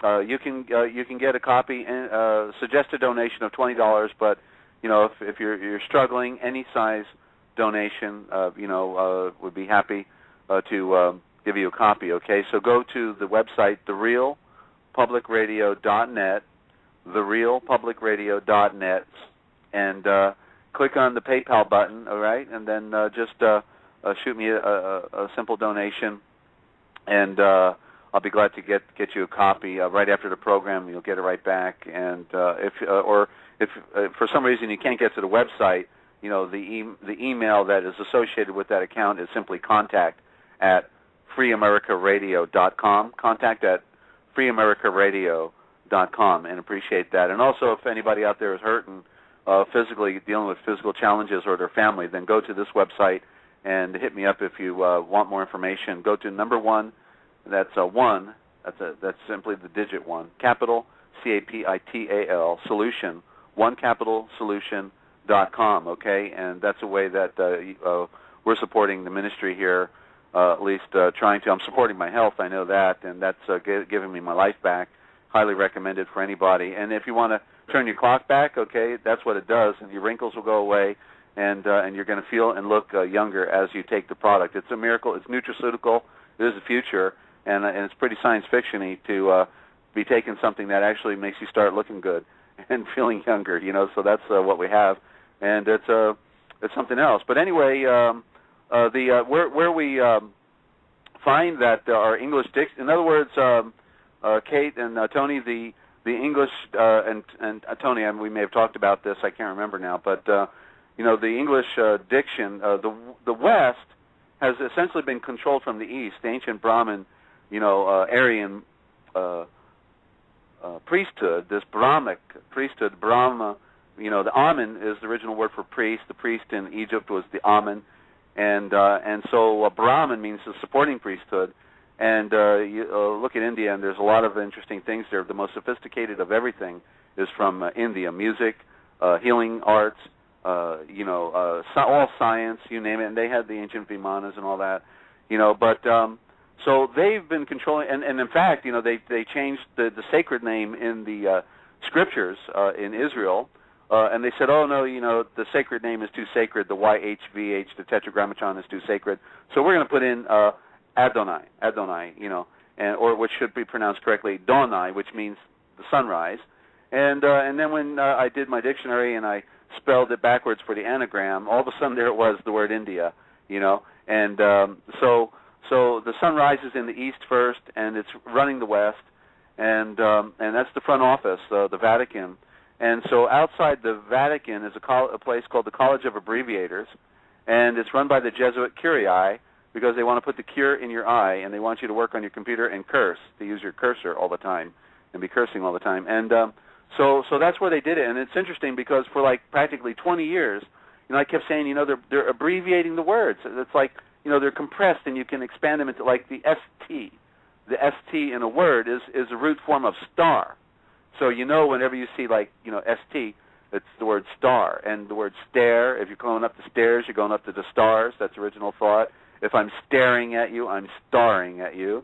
So the ST, and you find it in all the words then, how they have just mollified it a little bit so you don't get the word star anymore, but it's still there, and when you look at it properly. And so the College of Abbreviators, they had to manipulate our English diction because, as Kipling said, east is east and west is west, and never the two are going to meet.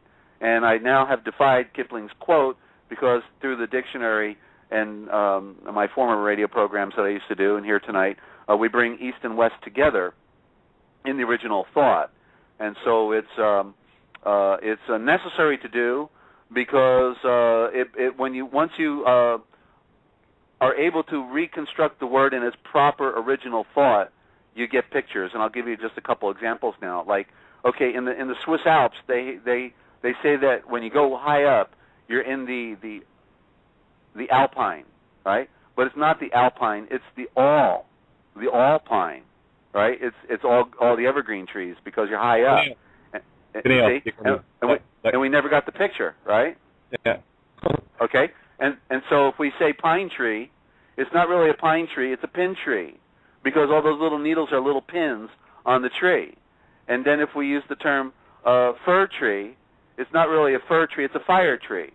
Because the ancients knew, and especially those Phoenicians, when they're going all over the world, they made sure that their men who were going to go traversing the land once they got to shore, how to start a fire. And they said you use the fire tree first, because the fire tree, the fir tree, has the turpentine, and it's a softwood. And you use the softwood and the turpentine to start the fire, and then you throw some heavy oak wood on there to keep the fire going for a long time and burn hot. So, so this is an example. Like laundry is not really laundry; it's lawn dry. you dry it on the lawn. But so we don't do laundry anymore. We do machine wash, And so I in the dictionary I have a whole host of words, to show, this enigma with how they just slant the diction a little bit, and you never get the picture, but the picture's always been there. Just like world, the world is whirling.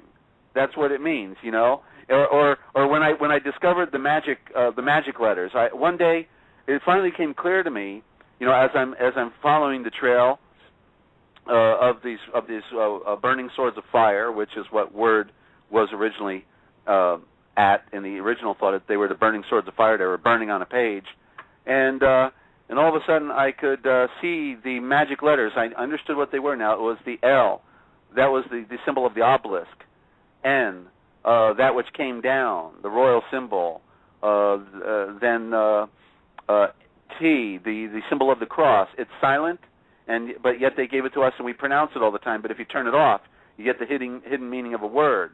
LNT, and the R for royal, and the Roy for the light, and that comes down. So the LNTR, and I wrote them on a piece of paper, and as soon as I did, I saw where the vowels went. I saw the very word right there in front of me. It was the word lantern. Lantern, meaning that these are the things that can allow you to see the mysteries within the words. You put them into the word, you put the R in a word, you put the L in a word, like in back of the dollar bill, in God we trust. We know they don't trust in God if we think of the generic God or the prime entity of the universe. You put the L in there, their obelisk, and you get in gold we trust. They took a vow to the L, and that's why the letters that I call the seeds of light are vowels. Vowel. They took all the symbols of light in different forms. But so anyway, so the word lantern in original thought, as they try to get us to think, in their propaganda that everybody in the ancient time thought the world was flat. It's not true. They wanted to propagate it to the ignorant people in Europe that it was flat, but the ancients all knew that the earth was round, and we can now see it within the word itself. This is the proof. This is the evidence, because lantern is really land turns. So they knew that when they were going to light the lamp, they had to do it because the land turns. And they said, give me the lantern, because it's getting dark. You see? Exactly. We do have a caller. We got about 18 minutes left here. I just want to, rather than see if when I screen calls, I miss out on what's going on, because it goes silent on my end. So I don't like doing that. I just like bringing people in and see if they're have any questions or comments. So I have caller, area code 360-525. Your mic is, it's going hot. It is hot. Do you have any questions? Hi there, guys. Hey, how are you? What's up? Maria Janet. I have a lot of questions. I have a lot of comments. Well, we got great. Good to have you. Fabulous show tonight. It's great. The only thing I wanted to bring back in on the after issue or knowledge of change is that the most famous propaganda ever used is the television, which is constantly sending subliminal messages to our subconscious minds. So, and when you said they bring in change, well, Obama's bringing in the change. Everybody's doing the change all the way back. Like you said, Desert, even the change out of your pocket. But no, the mass population is being hypnotized daily by the excessive hours and the noxious sitcoms that once you get awake, you look at those and you think, my God, how can you watch that? And yet, on the other aspect, coming in with it's all good and all. Since I've been studying with Kate and running my Friday night shows on the cable and working with Tony on Tuesdays on the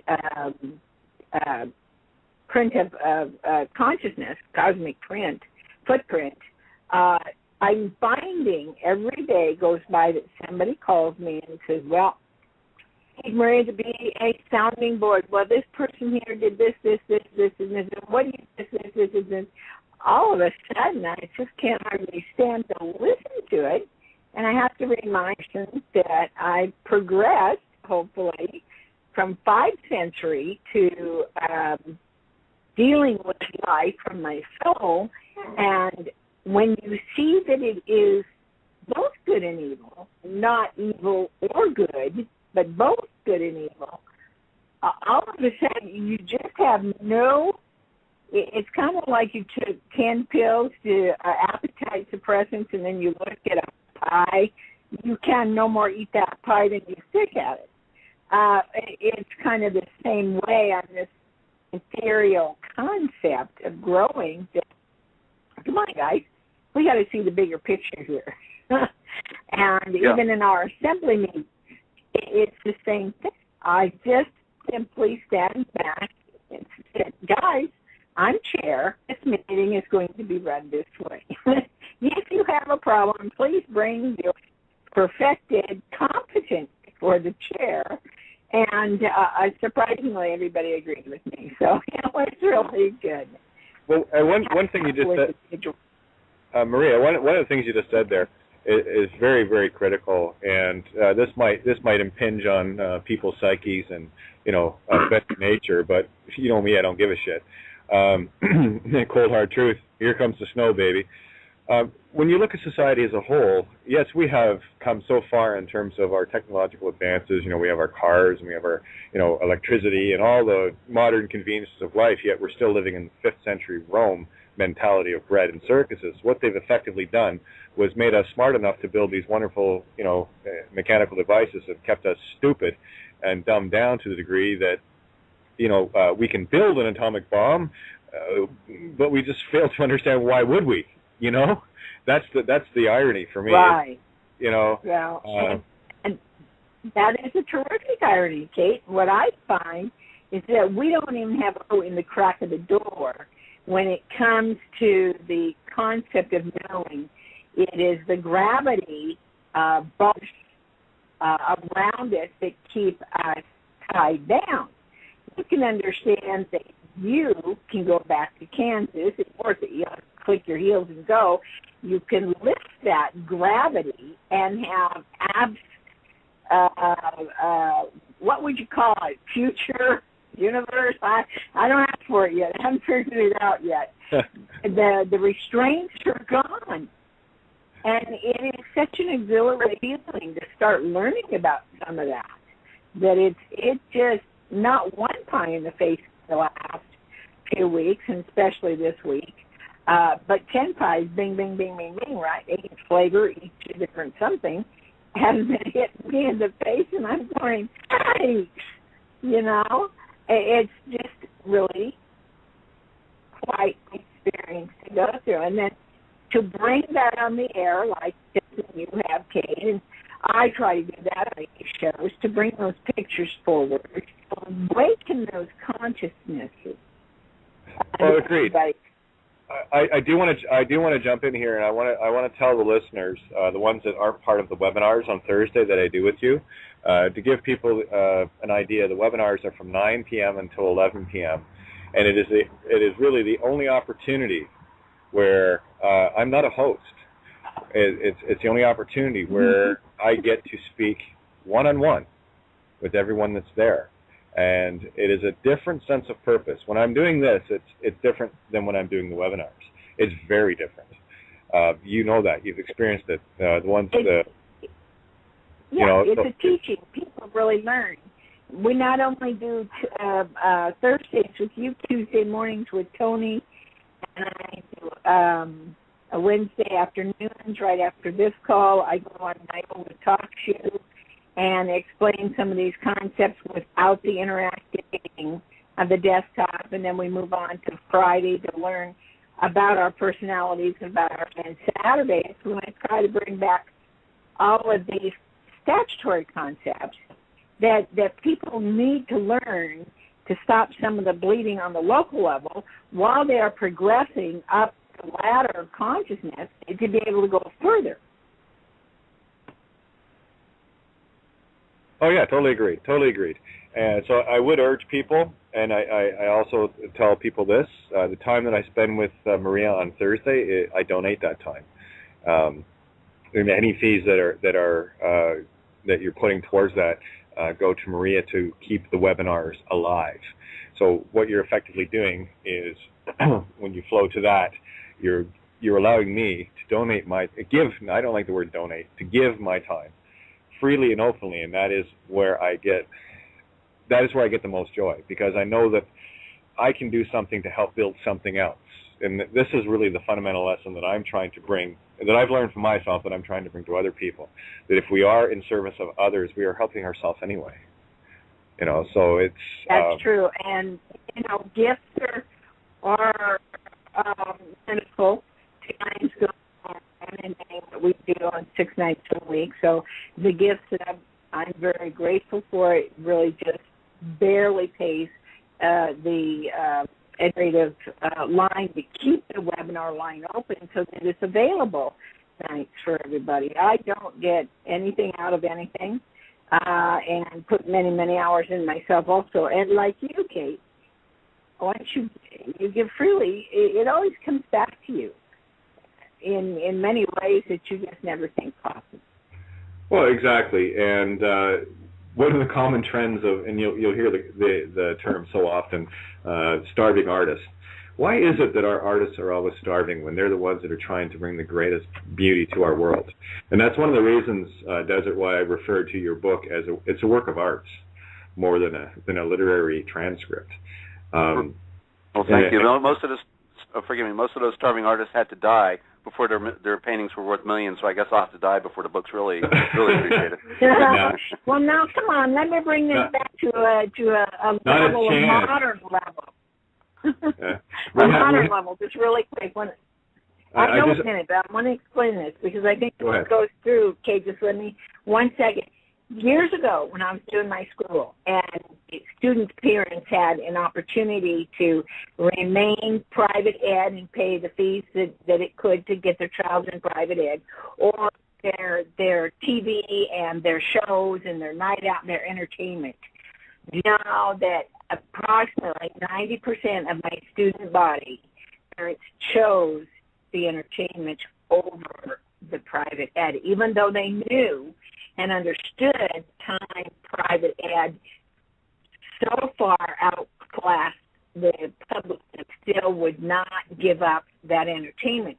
I see that indoctrination into the subconscious by the proper team and all of the subliminal messages always hitting these people in the brain. You go to the movie. Their movies encourage you to go buy food. That's what your brain's getting hit with in amongst the movie. Well, this is the same way. And I think that's why we're warning. Because first of all, we get into our brains. Go ahead. Yeah, well, I don't know, Kate, if you remember your thought, because I first interrupted you. I don't know if you can remember that. Oh, no, that's fine. It's all good. I stay in the now, so what matters now matters now. Right. So, what it boils down to. Oh. Well, can I just say real quick, if anybody wanted to join me on Sunday, having a private conference of to talk about my transliteration project in words, the Burning Swords of Fire, and symbolism. So if anybody wants to come there, the number is on the home index page of therealpublicradio.net. Okay, and that's a 712 number. They're going to see on the right-hand side there the conference line number. I may turn on the stream. I haven't done it since March, but I may be streaming. But that'll be at 9 p.m. Eastern Time Sunday night, and my wonderful associate, periodic co-host, Sage, will be there interviewing me, and we'll be talking about all this stuff. So anybody can join us there Sunday night, 9 p.m. Eastern Time. Yeah, perfect. And again, this is about connecting people and connecting voices to give beautiful looks at truth from different perspectives, and to break down what Maria was talking about, that whole ability for others to program us into being at effect to someone else's cause, where we click our heels together, silver heels, slippers of truth. Silver is mystical for truth. We click our truth heels together 3 times, and we bring our own balloons back home. And then we can become cause. And as soon as you get there, this is the beautiful thing. As soon as you get there, this world changes in front of you. It's beautiful. Where everything makes sense. Everything makes sense to a degree. is amazing. Go ahead. You used that word change, and I just wanted to, because when I heard Maria talking, I remembered the ulterior code of change, and because when they're saying, we're going to have change, maybe they were really saying, we're going to have chains. We're going to have chains, and we're going to put chains on your legs and chains on your hands and chains on your brain, and you're never going to be free again. So maybe the change they were wanting to give us was really chains and iron. Well, yeah, and the saying on Wall Street. Yeah, as the saying goes, be the change you want to be or want to see. That's what you have to decide. Don't be the change that others expect of you, because at which point you're at full effect to someone else's paradigm and delusion. And look what that's got us. We're the one consciousness having, infinite experiences within itself. And this is a journey of self-discovery from those infinite perspectives. And again, it's one big tapestry, and you have to decide what beautiful thread that you are. Are you going to pull so tight as to, create a crease in the tapestry, or are you going to be fluid and liquid enough to become that beautiful golden mean spiral where the tapestry is infinite and soft and supple, where the change the ripple you create is, you're the one that's throwing the stone in the pond to create.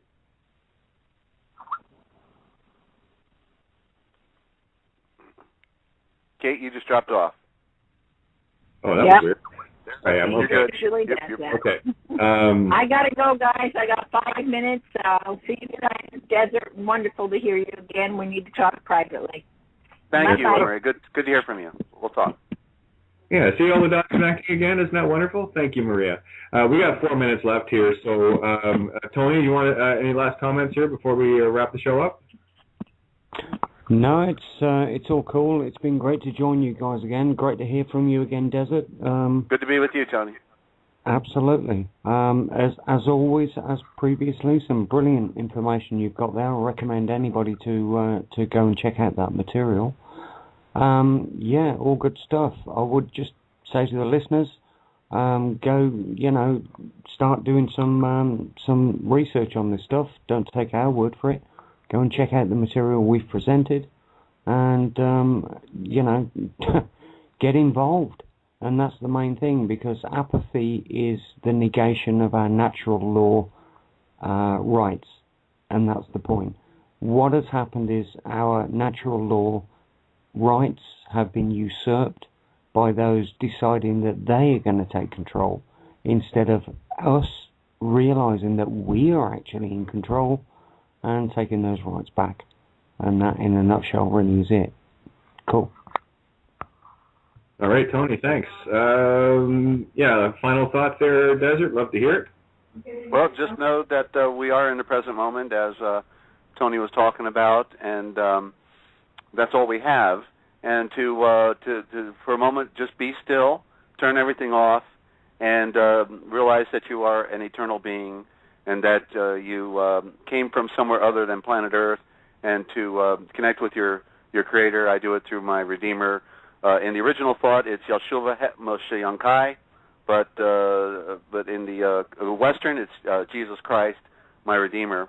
And so I want to thank you, Kate, for having me on here tonight, and it's been a real pleasure and an honor. Thank you. Always good to have other perspectives to bring a more balanced look at everything that hopefully appeals to everyone, where they can find enough resonance within what we're saying within themselves. But like Tony said, and this is absolutely critical, truth isn't something that can be stated. Truth has to be experienced and realized. You have to have your own aha moment. That's when you know that the canvas that you're painting on is yours, and it's not someone else's unoriginal idea that you thought was a good idea to share.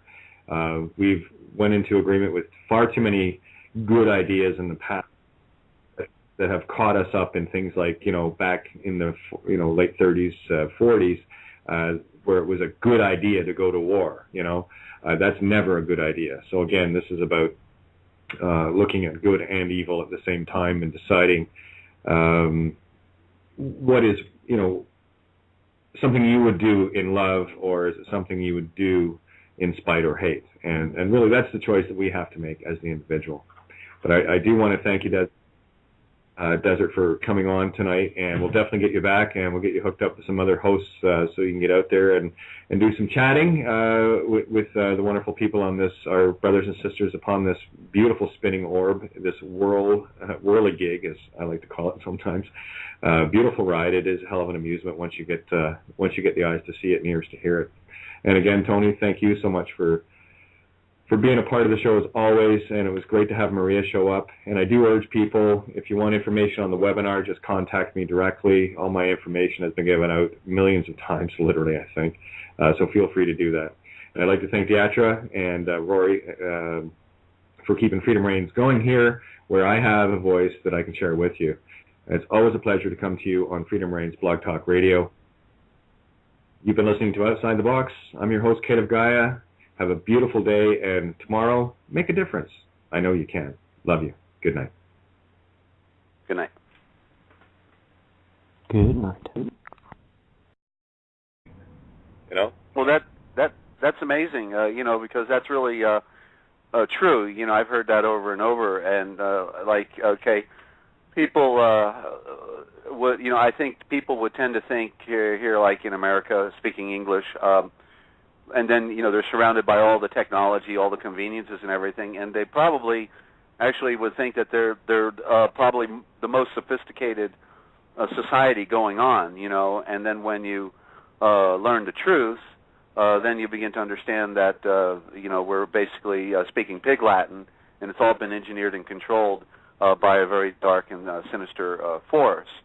I can tell you how I discovered where they do it at and all that here in a bit. But I was going to give an example of how things don't, they're so different in the other tongue. So if we go back to the original thought in Aramaic, which is based on my transliterations, if somebody was saying like in our modern tongue, you're smiling, back then in the ancient, because everything was in reference to image and symbol, and created a metaphor. So if you were smiling and they said you were smiling, they would say your sun is shining. So your head, what is above your body, was regarded as the sun. That's like the sun in the sky, and therefore if you're smiling, so your sun is shining. So shining is the smile, And if they were going to, let's say, I wanted you to come and look at something with me, and I'd say in English, I'd say, you come on over here. Hey, you come on over here. Something like that. And but in the ancient, they would say, because I want you to see what I'm seeing, because depending upon how you change the vowel in the words, you can get, in this instance, three different aspects. And so the first one, if I want you to see what I'm seeing, I would say my eyes. Come on over here. Come here. And then if I wanted you to help me do something, instead of saying, can you come over here, I would say my hands. My hands, come here. I want you to help me with this project, my hands. So you become my hands. And then if I want you to go somewhere with me, instead of saying, hey, come on over here, you, and let's I would say, my feet, come over here, and so it's totally different, because it's archaic, it's primitive, and it's original, and the original again, is based on imagery, and not only that, but you may have had to add a little body language, and and be looking somebody in the eye when they're talking to get the full gist of what they're saying, because it's you are a son. And again, what does that mean? So most people don't associate the fact when, it's a boy and you say, I had a son, they never think of the sun in the sky, but that's actually what it implies. Exactly. Just to really add some concrete to that beautiful structure you're putting together, you can go anywhere in the world and stick up your middle finger, and I'll guarantee you they'll understand the metaphor. There was an episode. No doubt. Yeah, there was an episode years, and we go with this with a bit. And we could thank television for that in the movies, right? Oh, hugely. Yeah. There was an episode. I can't remember what it was called. I'll have to look it up sometime. But it was on Star Trek: The Next Generation, and I guess Jean-Luc Picard and his funky first mate were stuck on this rock, and there was apparently this monster that was out to get them, and they bumped into another resident of the planet. And I think it was this Jean-Luc and this guy they were trying to communicate, and the being on the planet spoke only in metaphor. And he would speak of something in their history in relation to what he wanted Jean-Luc to do. And, of course, it would come out, the battle of something was done here and there, and what he was trying to say was, I want you to come and help fight with me, that kind of thing. And by the end of the episode, Jean-Luc finally twigged on to the metaphorical, allegorical nature of how this being was trying to communicate, and he had picked up enough of the sayings that he could start to talk with him. And it's very difficult, when we learn to speak in concept versus just using words, the spin-outs, we get much deeper in the context of what we're trying to do. Yeah, and now with those two words, a context and a concept, I picked up, of course, years ago that the con, is a con, and to move away from those con words was the biggest challenge. So I've modified concept into precept, and precept also implying that, which is first, and that which is first is superior, and so perhaps even pretext, might work as well. So the pre-word, is dominant for me within those con words, like, constitution, and what part of a con don't we understand, because that goes back, and I have that in my Real Da Vinci Code etymological dictionary. So I hope to real soon be able to produce the New Testament based on original thought. That's been my lifetime goal and challenge. So stay tuned for that, and I'll keep you posted. I do have samples, and whenever later on I can give out my websites, I'll tell people where they can go and check those out. Absolutely. Again, this is about thinking about the outside the box. The show itself is meant more for creating connections and, of course, taking things in directions that most people normally won't do. We don't get stuck in the day-to-day nonsense of the illusion. There's too much going on, and it's very easy to get caught up in that square, round peg, square hole kind of thinking. Which personally I have no time for. There's no originality in it, and that's one of the things you'll find, especially with a lot of shows, at least that I tune into. It's it's just the same thing packaged over, with a different label, but it's still the same thing. So that's one of the reasons why my personal goal is to bring people into shows that have. They can be wildly different perspectives, or they can be, along the same lines. Or I don't really particularly care, but I want them to be original. I want to experience a different perspective, not the same old, same old. You know what I mean? Oh yeah. And I've been in this the political arena for the last 20 years, and I started studying on my spiritual journey back when I was 16 years old, so that's 40 years now. I'm 56, but actually I was conscious in my mother's womb. I remember sucking my thumb and seeing pink light, and then poof, one day I'm out behind bars looking through a crib, and then the rest of the matrix just absolutely overwhelmed me, so I'm ready for the next reality, which of course we do find here. That's the duality within nature to find the eternal. While we're here in this limited matrix that is fooling us. Oh yeah, it's it's an interesting wonderland. I'm going to start referring to it simply as Wonderland. Many times people have heard me say we're not in Kansas anymore, Toto, and the specific trails that we're on right now, in terms of living in the now moment, which of course is where you really need to be getting into that Zen moment. Where you can start seeing things, and where you can start having original thoughts, original ideas, right, and building upon that. And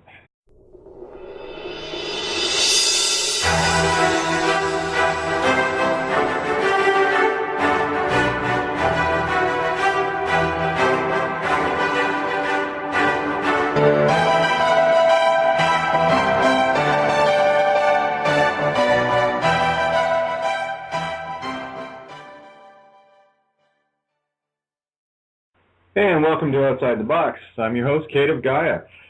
Yeah, we're going to have some fun tonight. Joining us, of course, the co-helm of all the Outside the Box shows, Tony Z, and our special guest tonight, another cunning linguist, goes by the tag of Dezert Owl, and had an opportunity to talk with him the other day.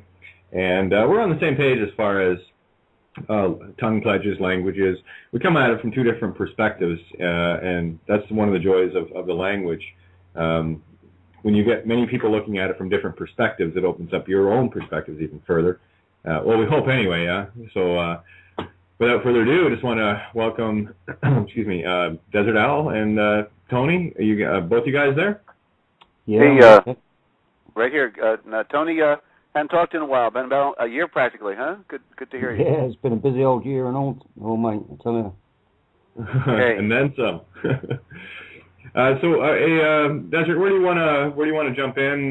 You want to go hot and heavy and just have some fun, or where do you want to go? Well, I'm on for the ride, so I don't have any particular direction. You know, I stopped broadcasting on my own network back in March, so I find it ironic that in my attempt to get interviews, I'm very grateful that you're having me on here tonight, Kate, but really, I've been sending out my promo to different radio networks and hosts, and I'm absolutely amazed that my phone's not ringing off the hook. So I don't know what people are looking for out there. If they want somebody to support the political illusions, or I just don't understand.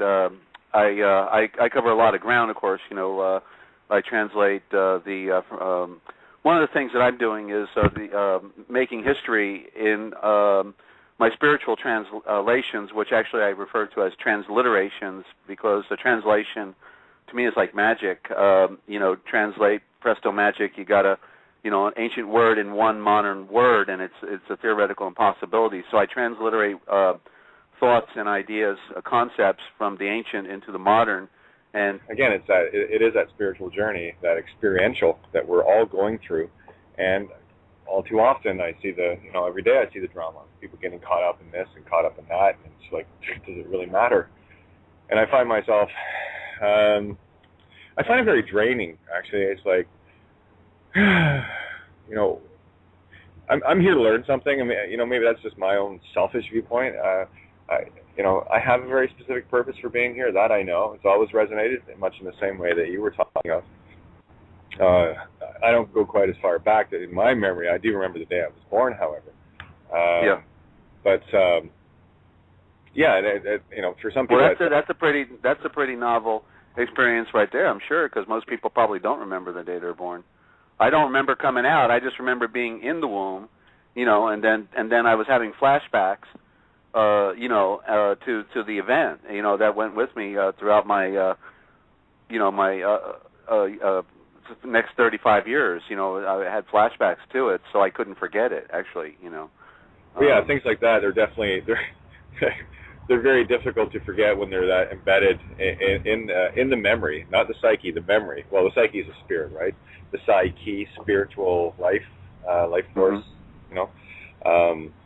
And again, we talked the other day, I come at things from a very green language perspective based on the phonics. And as I told you, as I told everyone many occasions, I don't see words in as much. As a songwriter, what I would do is I see pictures. That's what I don't specifically. I really have to concentrate if I want to see a word. So typically what I do is as you put it, it's a better way to put it, I transliterate that picture into these squiggly little shapes, sigils, whatever you want to call them, to convey that concept across to someone else. And when we're speaking of language, we're not speaking of how to translate. What we're doing more. I'll get your opinion on this one as well. We're dealing with concepts and trying to get that concept across using in some cases with most people, is very limited tools, not really understanding what it is they're actually saying. I learned that lesson through a friend of mine, a Portuguese friend, who he and a couple of others were standing around, and he was telling a joke in Portuguese, and they started howling. I thought, well, okay, I don't speak Portuguese, so, what's the joke? And he started to tell me the joke in English, and he got a couple of lines in. It doesn't work in English. It only works in Portuguese. You're right. So that was an early on lesson for me. Yeah.